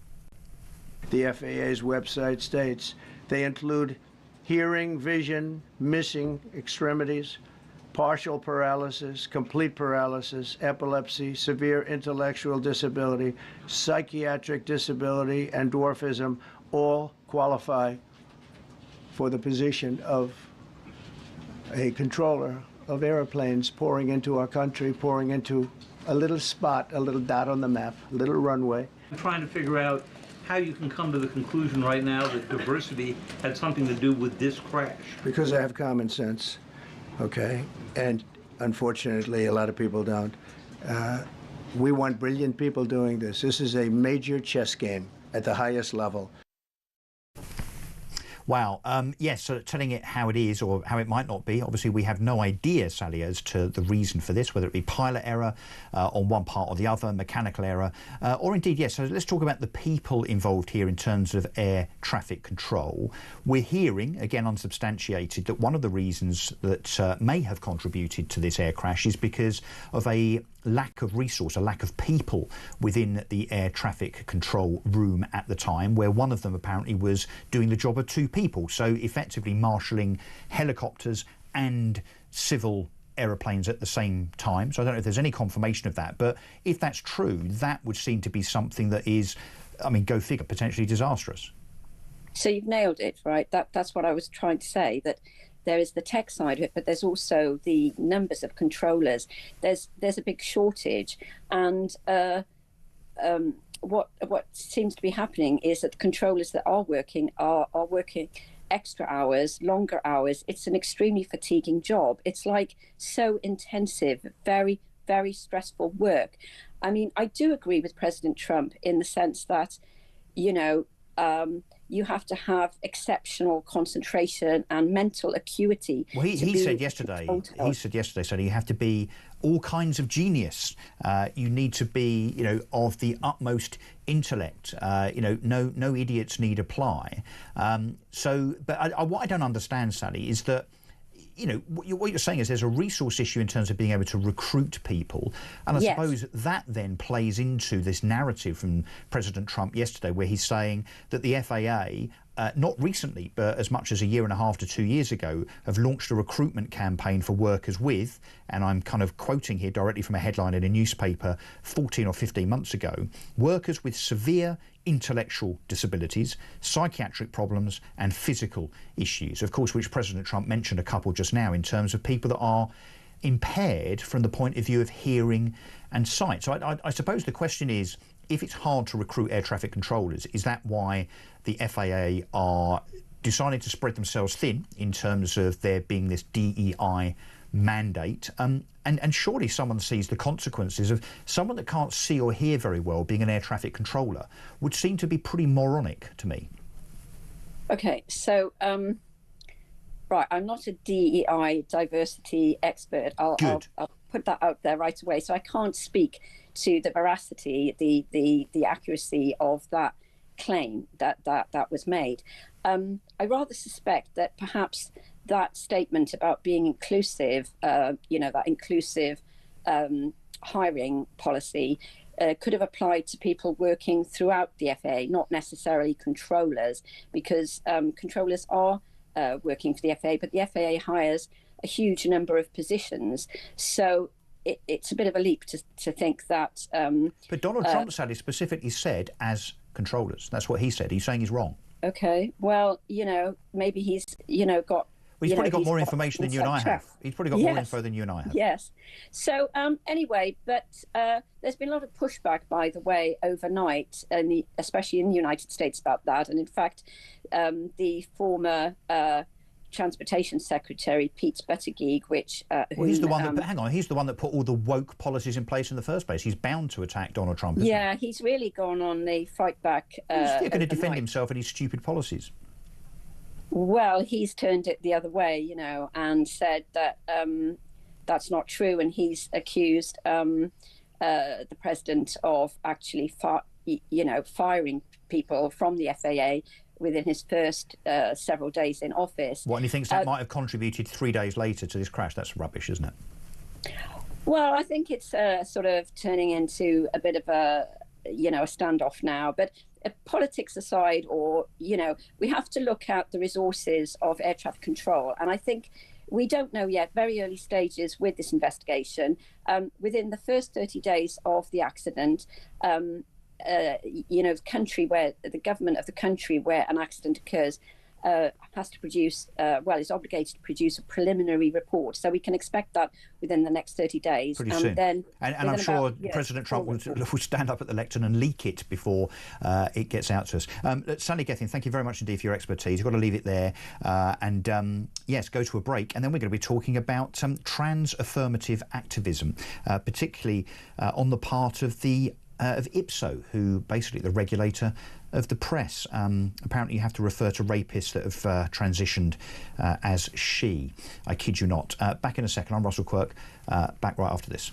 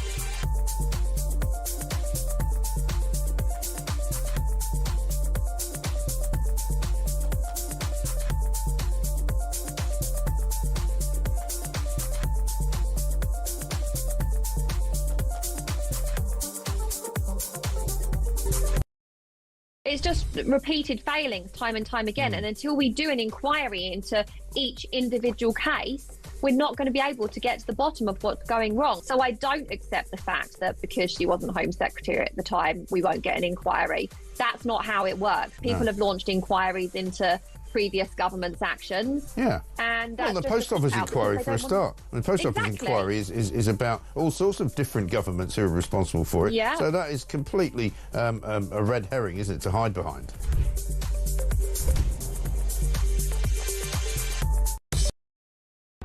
Across the UK, on DAB+, on your smart speaker, on your smart TV, and on your side. This is Talk. OK, from the serious to the ridiculous, I'm afraid, in our last 12 or 13 minutes. Let's talk about the Independent Press Standards Organisation and their view when it comes to, I have to say, the pressure, the regulation on journalists and editors to do such things as this. When a man is convicted of rape and then transitions to be a woman, Ipsos say that they must then refer to that person as a she. And let me just read this to you. Even though most editors I spoke to, this is the person that was writing about this by way of a report, editors found it absurd to refer to, for instance, news reports including the surreal and scientifically inaccurate phrase "her penis." How on earth does this align with the accuracy that Ipso claimed to prioritise? In other words, it's ridiculous, but Ipso, as an independent organisation, having been effectively, as it says here, influenced and captured by trans lobby groups, are insistent, apparently, that men that are rapists that transition to become trans women are called her, and that their genitalia be referred to as, for instance, her penis. Sorry to be so graphic, but I think I have to be to illustrate the nonsensical nature of this. Look, let's speak to Kevin Lister about this, spokesperson for Victims of Trans Affirmative Activism. Kevin, what do you make of this nonsense? You're right. It is nonsense. It is unbelievable nonsense, and it's almost more than nonsense. It is unmitigated evil. The fact that you call it evil, evil. It is evil. The fact that as a society that we can put a male rapist in a female prison, that is almost, you can hardly find the words to explain the madness of this. But I think, coming back to what I said, this is evil. And the reason that the trans movement has gained so much traction across all our institutions is that it is so evil that nobody wants to recognize how evil it actually is. It is taking experiments that were first conducted in Auschwitz by Dr. Josef Mengele and then bringing them into modern day society. Yeah. So to be clear, this is the regulator of the press, so therefore the oversight of journalists and editors, effectively insisting on woke language. Now, some will laugh at this. I said at the beginning of this piece that, this is ridiculous. It is, but it also has very, very sinister implications, Kevin, doesn't it? Because what we're effectively saying is that the country's press, the publication, the outlet of publications going to be read by Britain's millions and millions of news consumers, has to dictate effectively, for instance, that when the Spectator says that someone is a man that claims to be a woman, Ipso upheld a complaint against them for saying so. So what we're actually digesting here as a public is identity politics, trans nonsense, but being mandated as such, so that the likes of The Sun, The Mirror, The Daily Mail and so on have to talk in such terms as her cervix and his penis. I mean, it is utterly ridiculous, isn't it? It is absolutely appalling. So, and your point is absolutely valid. So, not only are all the institutions of this state captured by the trans ideology, but what we're now seeing is we can't even discuss it in the media. We can't say the truth that it's a man presenting as a female or a female presenting as a male.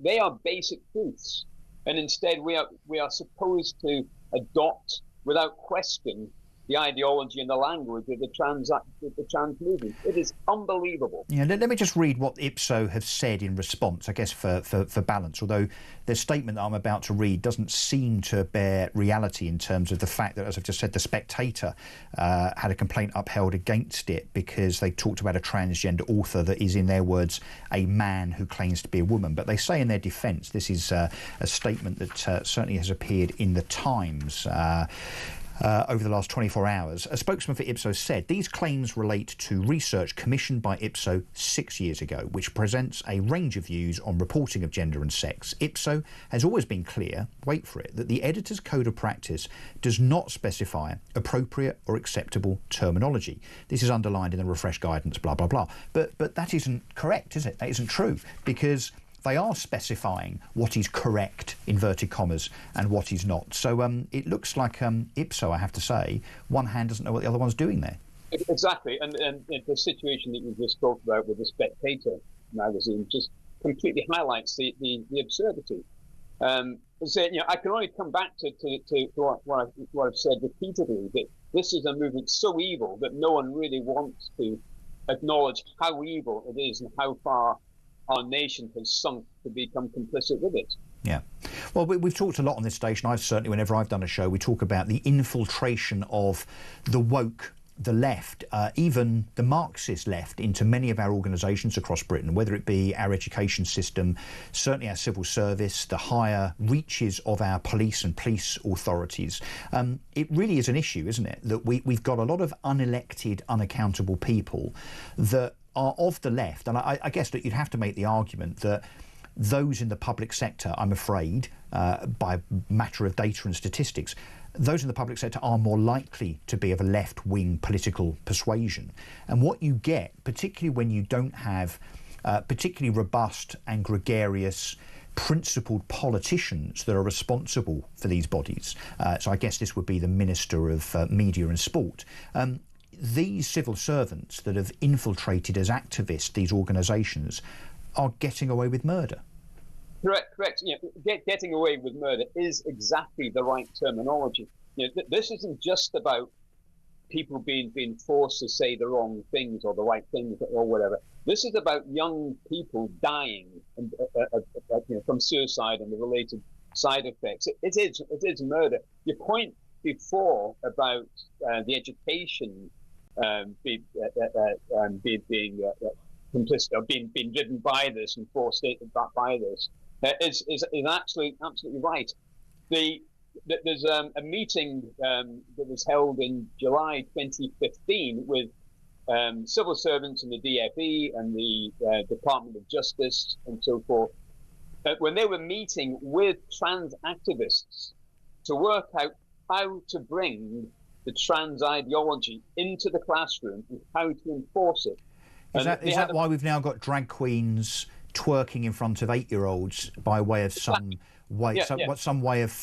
ridiculous forced education? I mean, and my serious point generally, Kevin, is that if we become normalised to this rubbish, to this nonsense, by way of the press being told how they have to form a sentence around someone that's trans, where you can't say that a trans woman is really a man, which, by the way, they are, that normalisation does then translate into men that rape women, then that become that transition, or say they've transitioned, of course, because they can just say that, of course, particularly in places like Scotland.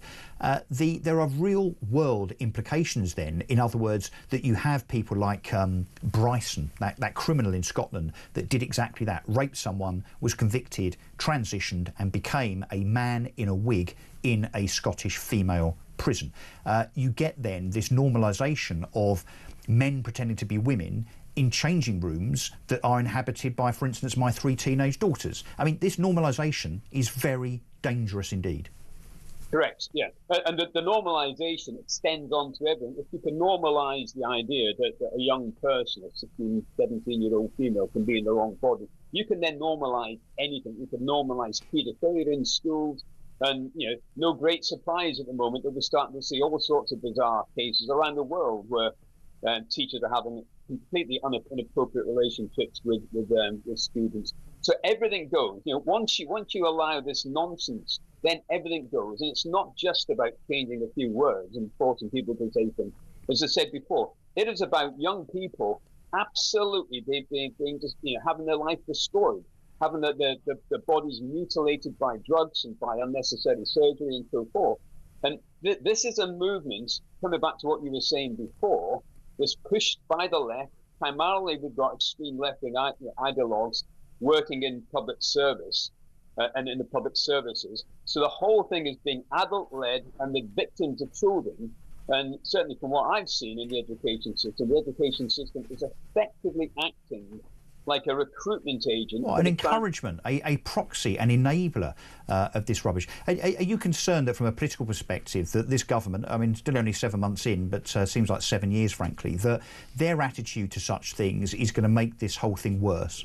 This government is a complete catastrophe. We had years and years of waiting for the government guidance to come out on gender questioning children. It finally came out on the 19th of December, 2023, on the very day that I was put on the children's barred list for misgendering a child.